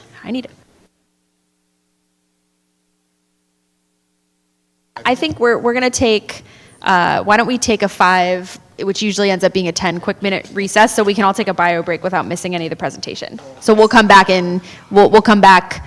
We'll aim for 8:45, but it'll probably be closer to 8:50.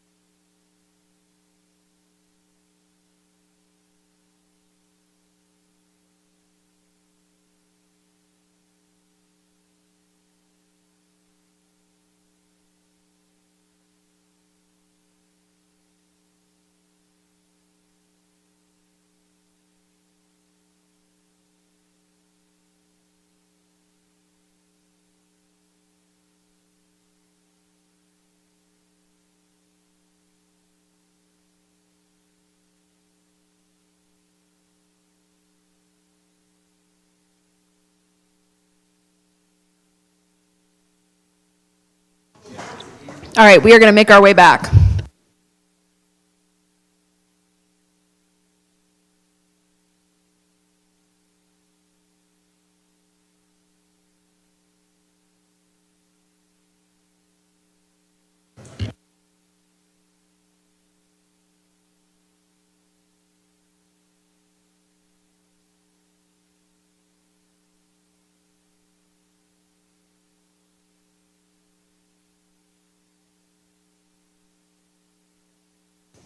All right, thank you all very much. We are going to go ahead and resume, and we are on item H, our Economic Development Commission. We will go ahead and open up the public comment online and in person, and we will turn it over to our commissioners whenever you are ready. Oh, thank you, guys. Thank you, Mayor and Vice Mayor, and all the council members. I appreciate you guys taking the time to speak with the commissioners and all the different commissions to kind of learn and gauge what's going on kind of behind the scenes. So we have a presentation here, and I guess I got the clicker right here. Yeah, so today we're here to talk about our multi-year work plan that was actually previously approved by the council, and also our new budget request in 26-27 request. Go on to the next slide. I didn't introduce myself. I'm Dwight Monroe Jr. I am the chairman of the EDC. I apologize about that. Okay, cool. So why this matters to Vallejo and the City Council: we support the council in responding to urgent economic issues, provide structure, forum to service business needs, emerging risk and opportunities early, and we also test creative community-generated solutions at a smaller scale. So that's been one of the great things about creating a work plan and having a budget, able to move things along a little bit more swiftly. Our work plan priority areas include strategy and advisement, business recruitment, business retention, public safety and economic viability, civic innovation, and technology. So very big areas, but if you guys reviewed our work plan, is very detailed and extremely to the point where we actually got a lot of deliverables in there, just making sure that we're staying on track and really trying to stay focused with the general plan and also the specific plan as well. Why this moment is important: implementation of the EDC plan and engagement. We're really just always about building awareness in Vallejo. You know, if you listen to any of our meetings, we always getting visits from Visit Vallejo, trying to, enhance the Shop Local program, figure out different ways to activate the business areas in our city, whether it's here on Georgia Street, Springs Road, even Broadway and other areas. So just trying to really figure out how we can address these situations by, shedding more light on these businesses and creating more economic development opportunities, and also creating a stronger retention here in the city of Vallejo so we can make sure we keep in these businesses. Yes, continuing on this next slide, we're just simply trying to advance Vallejo's economic momentum. Like, we are currently, we got our budget. We're staying on track with our work plan. We're moving closely. We got a pole banner program coming out pretty soon that we're still talking about right now, and just trying to figure out and create different creative ideas to help the city of Vallejo and kind of take the load off you guys, so we can use all the different minds here in the city of Vallejo to actually enhance the city and not just focus on blaming everything on y'all or waiting for you guys to kind of figure it out. And then this brings me to our budget request for this year. So this is a budget request. It is somewhat reoccurring. We do have one additional line item that we've added to the bottom as of our last meeting, which is the pole banner program phase 2, because we believe whenever you bringing out something for the first time, a pilot program or something, there usually needs to be some sort of security blanket just in case it works great, or we think that this is going to be a reoccurring program for the city of Vallejo. So we added that into our budget request to make sure that we have some stability for next year as well, and future years as well. And that concludes our presentation. Are there any questions? Thank you very much. So before we take questions from council, let's see if we have any public comment on this item. Yes, we do, Mayor. We have Jessica Martinez. All right, come on up. As she approaches the podium, there are currently no speakers online. Hi, everyone, again. So I wanted to bring up a point because this is very tied to economic development activities and the way that we can further promote businesses or business awareness in Vallejo. Apple and Microsoft were not started in some office, right? They were started in someone's garage. And right now, we do have home-based businesses here, but I do think that we have a little bit of restriction on the opportunities that we could create within our city and the economic, that align with economic development and our core competencies, past and future, and hopefully present. I say this because I am a leader of a defense company. We're White Arrow Defense, and I'm starting my business as a remote operation in my home. We're serving the predominantly the defense companies, U.S. Army, CIA, those type of businesses, and our application is for drone firearms. We have a lot of small businesses that would benefit from having not just businesses that can attract a lot more revenue to the city, but can build infrastructure and can support a workforce that needs higher paying jobs and career development. I believe that we as a community forget that we're a college town. We have a lot of resources available to ourselves. We also have a historic nature of being a defense city, but we've lost that. The whole Bay Area is actually built on defense, but we forget this. So I want to bring this up because Councilmember Ledeju, I'm sorry if I meant to pronounce your name, you had mentioned that the plan is looking at cities that are currently operating with our infrastructure and how to move the budget forward.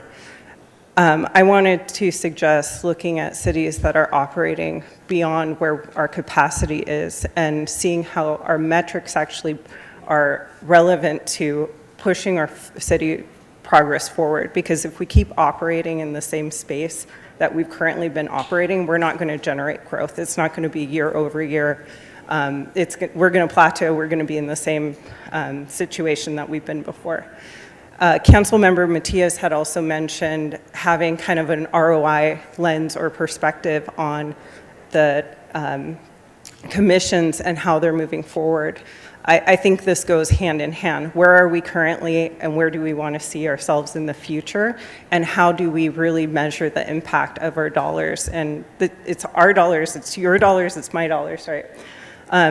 For the Economic Council or Commission, there is a lot of great ideas. We were talking in the meeting, in the break of the meeting. I think this is an underutilized council or commission that we could actually leverage a lot of movement and progress forward. And part of this is promoting ourselves as, hey, we're really supportive of home-based businesses that are operating without the context of you're a cottage business, you're a mechanics business, you're all these other things. Like, let's go back to the tech and innovation space. Thank you.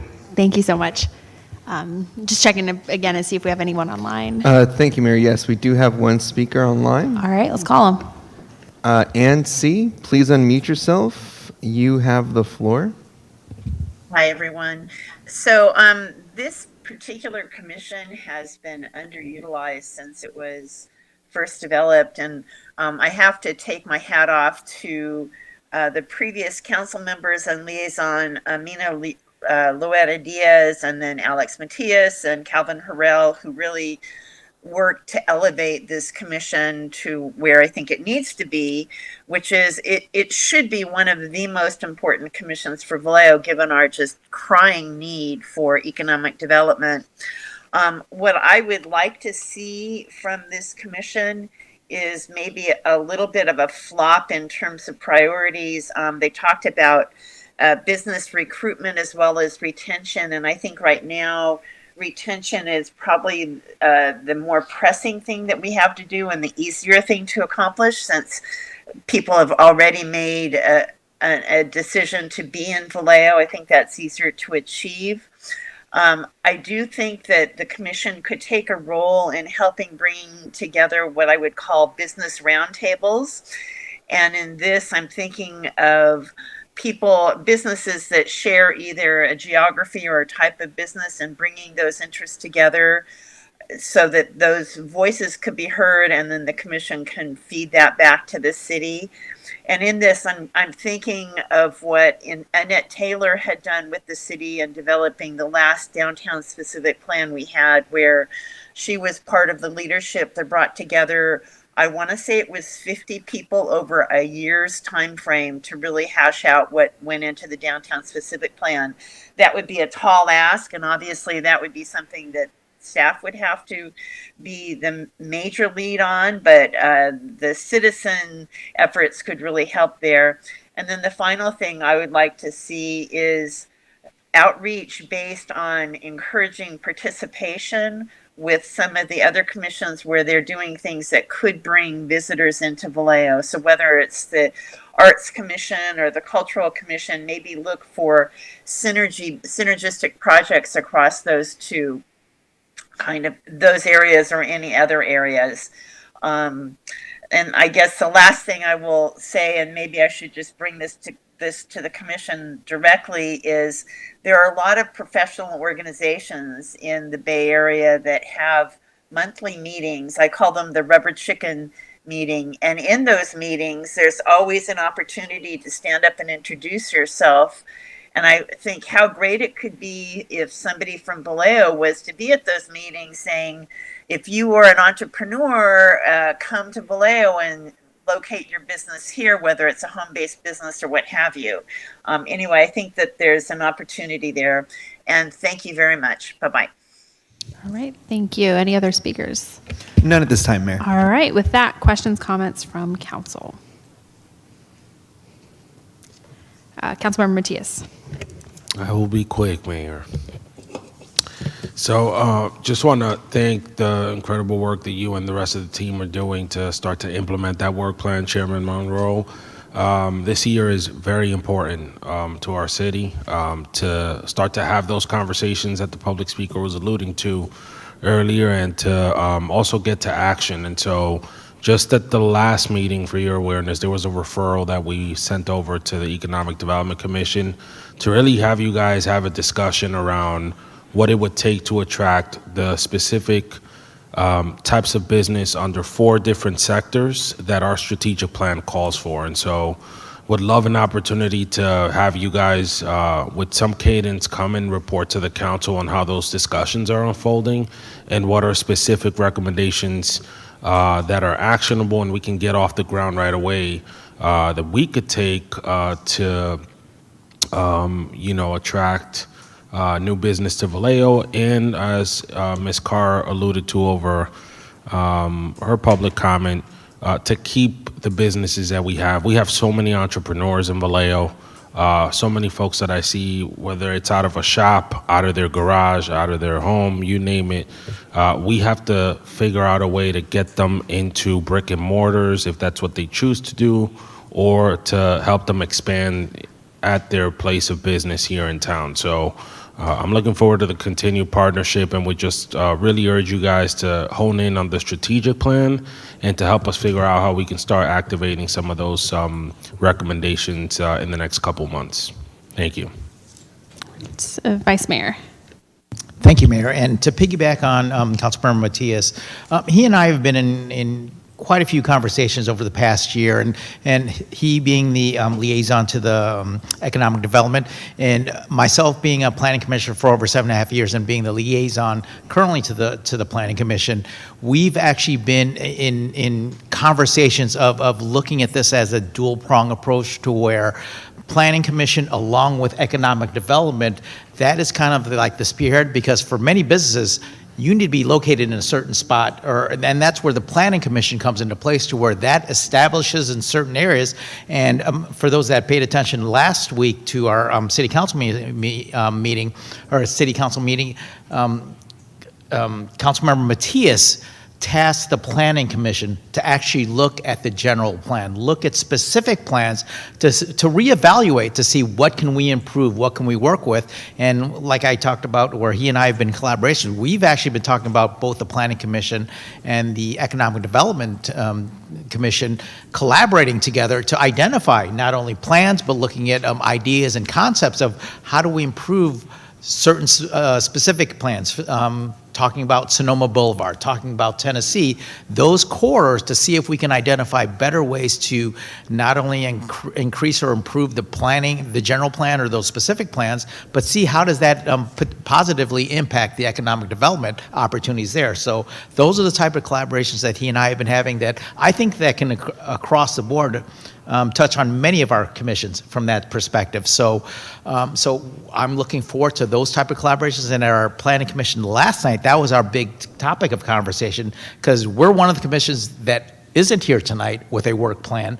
But after these conversations of trying to combine economic development and the planning commission, I've tasked them, similar to piggybacking off of Councilmember Matias's, of tasking them to look at economic development as part of what they're looking at from a zoning and from a land use standpoint.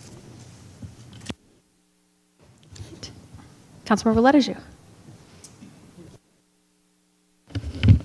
Thank you for the presentation. I think what would be really great for the council to consider, not just that the Economic Development Committee comes back with recommendations, but just as we've had 2 special meetings with the Planning Commission, we really need to consider having several meetings with the Economic Development Commission.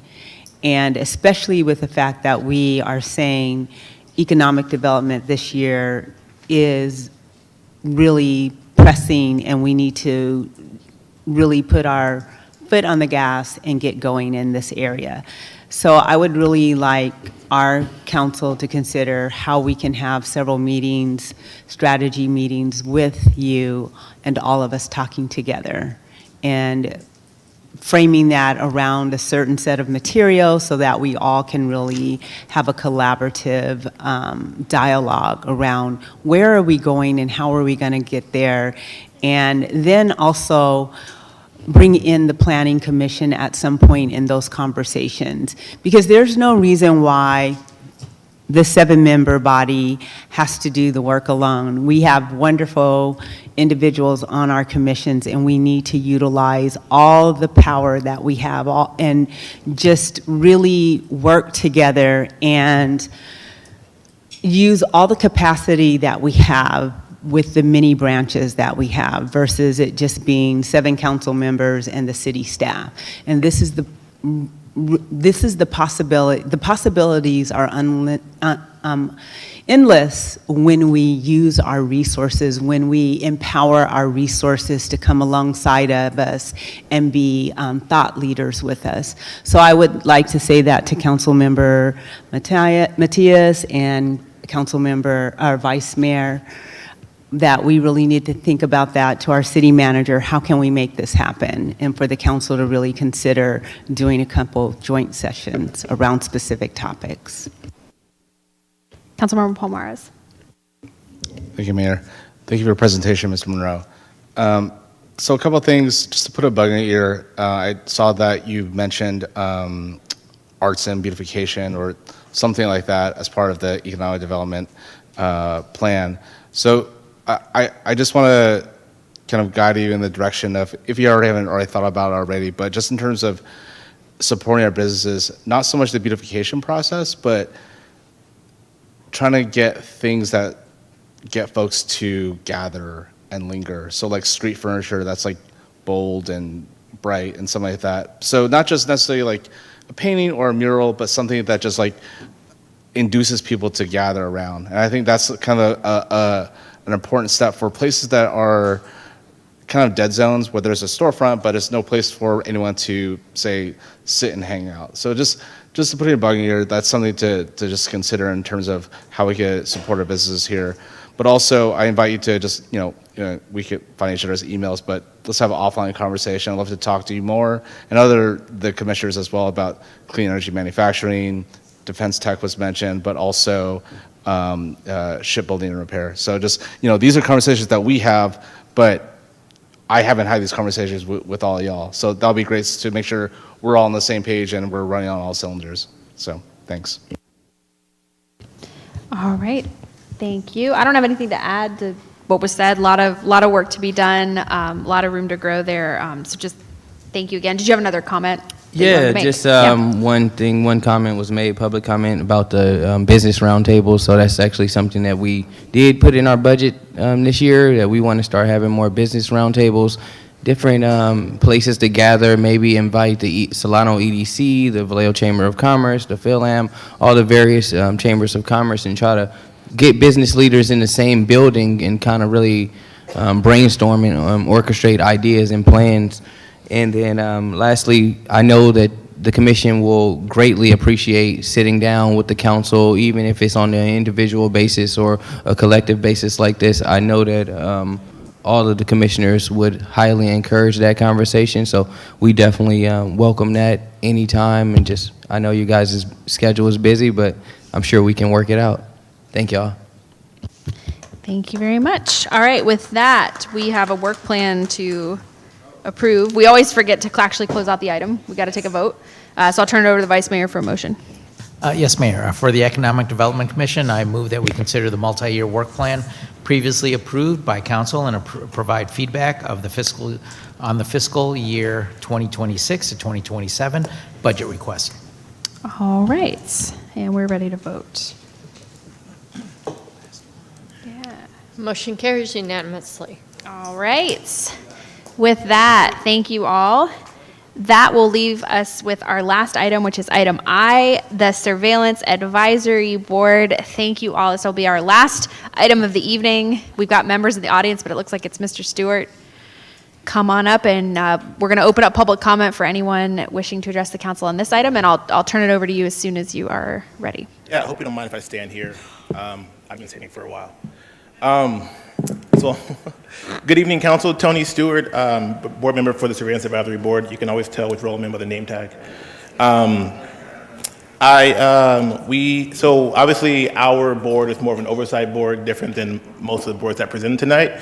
And so our work plan, our draft work plan is more of a narrow focus on policy and some community engagement things that we wish to do, and sort of figuring out what we want to do more of. And from tonight's presentations, I've actually taken some notes and some things that I want to take back to the rest of the commission and the board, so that we can figure out if there's anything that we want to do to beef up our draft work plan that is in your packet. And so I won't be long, given the hour, so I will just kind of give you a brief overview of what we have. So there are 3 sections in your packet. There is the compliance audit review, and currently we are going to be having conversations with the VPD about their practices and how they operate. And what we discovered through the process of this work plan is that there's different individuals within VPD who oversee separate areas of technology. And so we're going to speak with those different lieutenants and captains and work with them to narrowly focus this particular policy, which the purpose of it was to just establish a clear and consistent audit framework, which was something that we were already working on, and then came from council discussion over the course of the end of the year last year. Additionally, the goal of this particular policy is to ensure that whatever the audits come up with, that can get reported back to the SAB and doesn't just get shelved somewhere. And so, again, like I said, some of the next steps we're going to do with that is to clarify roles and responsibilities within PD and who audits what, which department or which lieutenant oversees which technology, and then obviously figure out where the SAB can plug holes in policy and create further understanding. And so I'll just kind of go through some key elements here that we want to focus on with this particular policy. So to cover the allowable uses, making sure that only authorized users are accessing the technology, make sure that we are clarifying what the legal standards are and creating policies around that. understanding and beefing up retention timelines and sharing rules, as well as ensuring that we have a clear understanding of what misuse is and again, what the allowable uses are. And so I will move on to our second portion here, which is the community engagement portion. Obviously, we've all seen there's been different news articles and different things around the different technologies that are out there. Some that Vallejo has, some that Vallejo does not have. But the community engagement portion is just to inform and empower meaningful involvement within the community outside of our board meetings. And so, and we want to again explain to the community that we are a transparent body. We are community members, and we're there to represent those individuals, and also have PD involved so that they can share what the technology actually does, what it does not do, and what the limitations are legally, and then what additional protections the board is putting in place. And so we're going to do that by doing a few different things. And so we want to make sure that we're developing plain language materials and not just using the legalese that is often put in these community engagement materials and put out to the community to figure out. Additionally, we decided that we think it'd be helpful to have a town hall or two, and particularly or potentially in a hybrid format.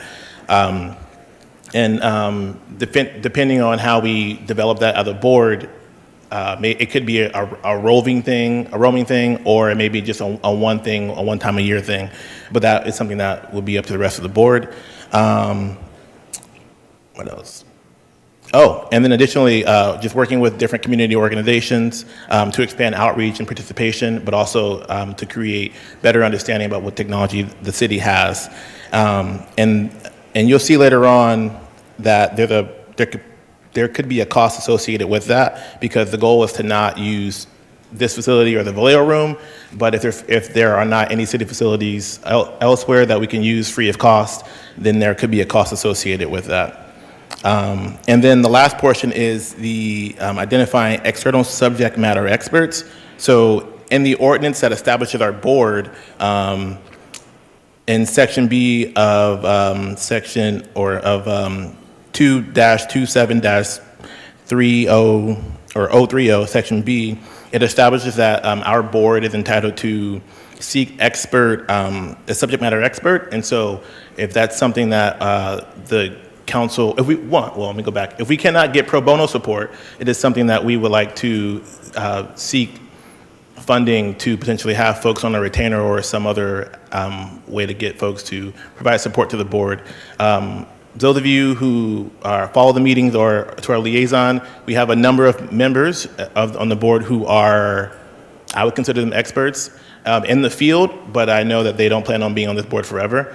And so the goal is to allow whoever is on the board, sitting on the board, to have the necessary tools and expertise presented to them or available to them.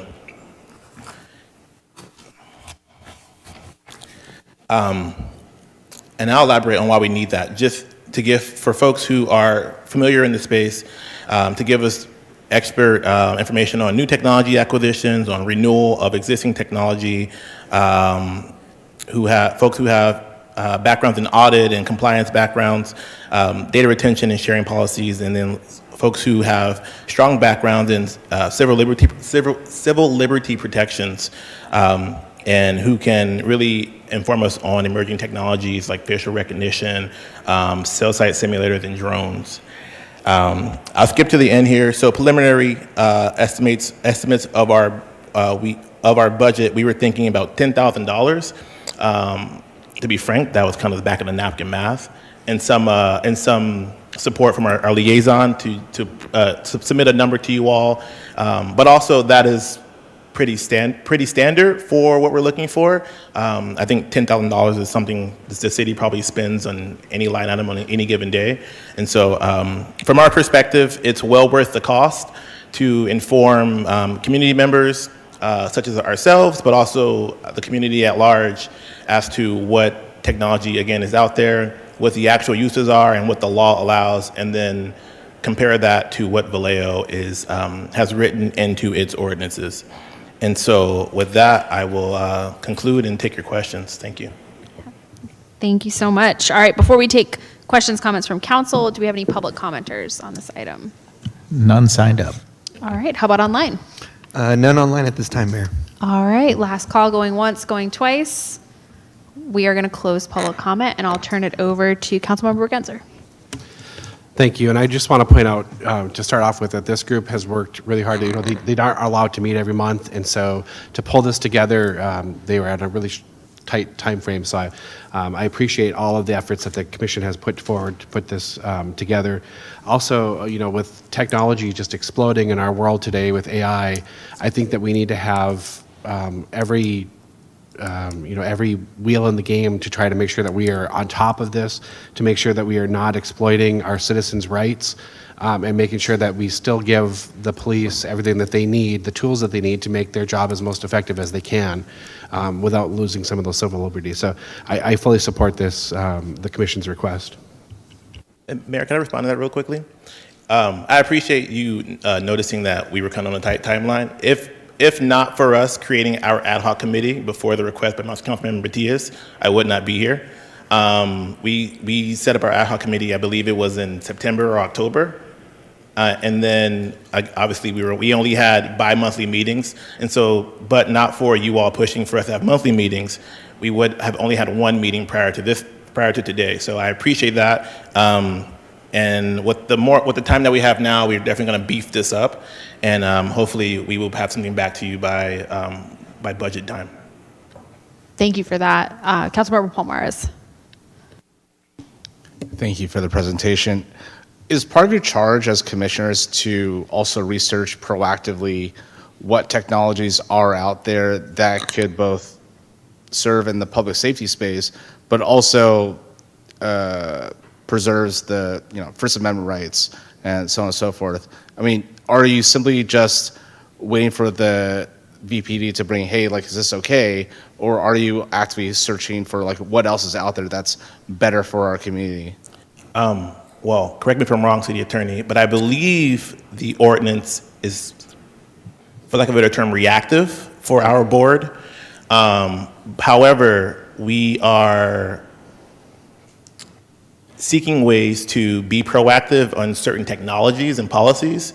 One example of that is, part of the 20-step process, one of our members decided that it'd be a good idea for us to study and create a policy around facial recognition. And so that's something that we'll have a committee working on in the coming months. Oh, that's amazing. Yeah, that's great. Yeah, I mean, I don't know how much we could push the envelope on that, but just, I personally would encourage any kind of proactivity, so we're not waiting for these things to happen to us and we're already, have our backs against the wall. So, thank you.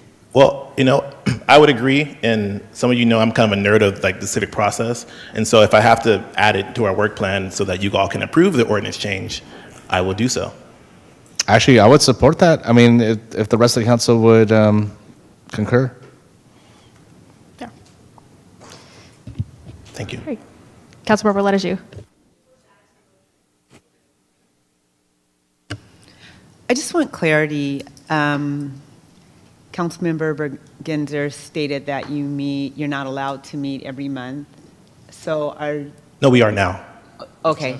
Yeah, in January. Okay, I just wanted clarity. Yeah. Okay. But prior to that, we were not. Okay, thank you.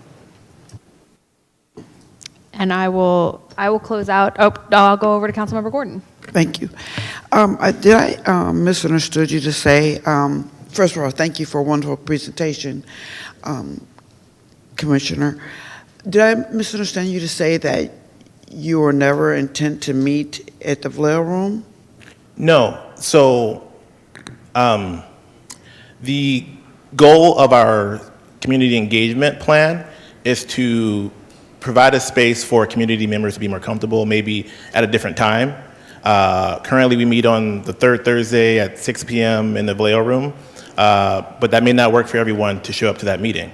And so the idea is that we go out to the community, maybe I'm not committing any of you to a Saturday, but maybe on a Saturday afternoon where folks have more time and they can actually get there and understand the technology rather than just to be left to their own devices. Thank you. Is that in violation of Brown Act? Just asking out of curiosity. As long as we notice the meeting, no, it's perfectly okay. It would be generally a special meeting, but that's okay too, and they can choose to, if we can secure another location, go out into the community. Council may remember that council did that a few times and went out into the communities and met in various areas to take input, so it's perfectly okay. Just has to be within the Vallejo city limits.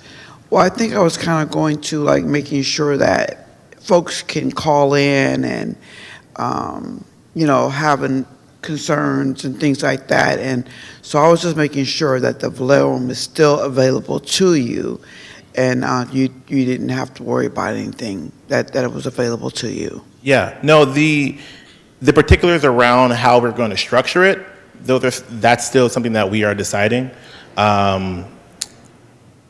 As a member of the ad hoc committee, I wanted to make sure that we, in the committee ourselves, when meeting, that we kind of come up with a framework of what we would like to do, and then bring it back to the board for more discussion, and then take it back and kind of refine it.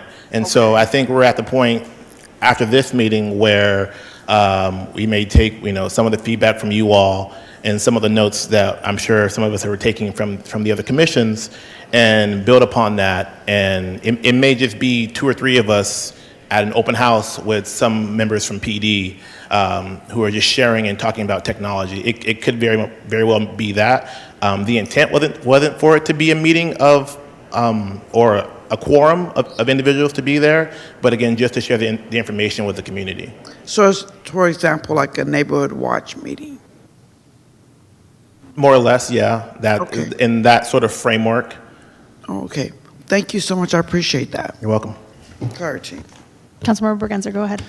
Sorry, not specifically for this commission, but I was wondering if something we could think about as a whole, as we're talking about holistically about the different commissions, is have we thought of, or is it possible to have the commissions represent themselves at like the farmers market, where they have a table and we rotate each month, have a different commission down there answering questions and getting people involved, and maybe sparking interest in having others join those commissions? If we can add that to our discussion. Yeah, I think I've appreciated the commissions that have come in with community engagement plans. And just to kind of close out the SAB discussion, so this commission is now in its 4th year, I think, third to 4th year, and it's really nice. I think there was a lot of logistical challenges at first. It was taking a really long time. It took 2.5 years just to get the monthly meetings, and it's really amazing to see you all finally being able to be proactive and kind of more hit the ground running and do the things like the audit plans and think about things like community engagement. So I just want to express my appreciation. And I think if all the rest of the commissioners could just wave so the rest of council knows, there's like at least 3, if not 4. No, there's 6 of us here. We have a quorum, so we can take Yes, action so once you get it done. the whole commission, Yeah. almost the whole commission is here, except for the chair.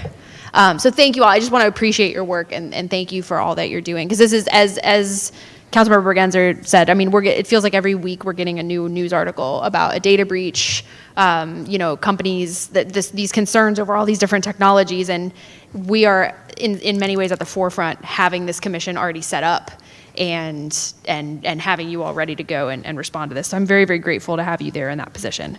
Okay, I see more lights. So quickly, I see Councilmember Gordon. I just want clarity. Did I understand say someone from the commission provide dinner for us? No. Oh, I just want to say thank you.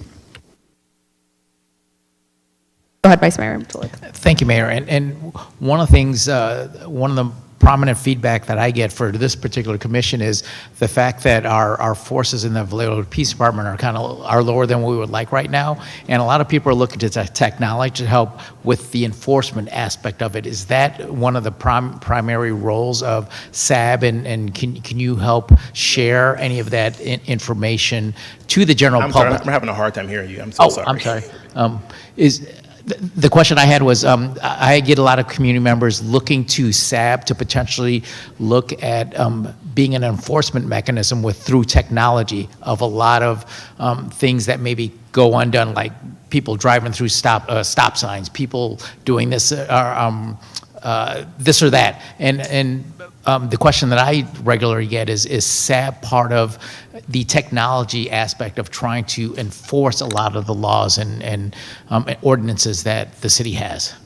So, not necessarily. The SAB is charged with overseeing the use of the technology, but not necessarily the enforcement of the laws within the city limits. If that answers your question. It does, and I think that was the question that citizens were asking is could technology be used more as part of an enforcement, primarily red light runners or people just arbitrarily just disregarding stop signs, things of that nature. And I think that's where a lot of the community is looking towards technology to potentially supplement the lack of forces that we have out there and things of that nature. Thank you for the question. I will just say, and this may have been when the mayor was still on the board, but the use of red light technology actually came before us, and we actually approved that. And so I don't know where that sits, what's coming to you all, but we approved the use and the privacy aspects of it. The cost is something that we didn't necessarily think was our responsibility necessarily. Still being responsible for efficacy and all those things. But when it came to us, the justification from PD for not using it was the cost. And I think even Vice Mayor might have spoke at that meeting and said this is not necessarily something that should be brought before the SAB and used as that justification. But so anyway, my point is we approved the use of red light technology, and so the next steps are, I presume, probably in the hands of the city manager. Thank you for that clarification. All right. Seeing no other comments, thank you. And I think we need a motion, and we were going to add to the work plan, making recommendations if additional ordinance changes are needed, right? I believe that's what I understood. To That's be more what I understood as proactive, well. right? So if we can just move that into the motion and give you all the charge to do that at your discretion, I think that would be perfect. So for the Surveillance Advisory Board, I move that we consider and take action on the 2026-27 work plan and provide feedback on the budget with making additional ordinance recommendations. All right. And we'll go ahead and vote.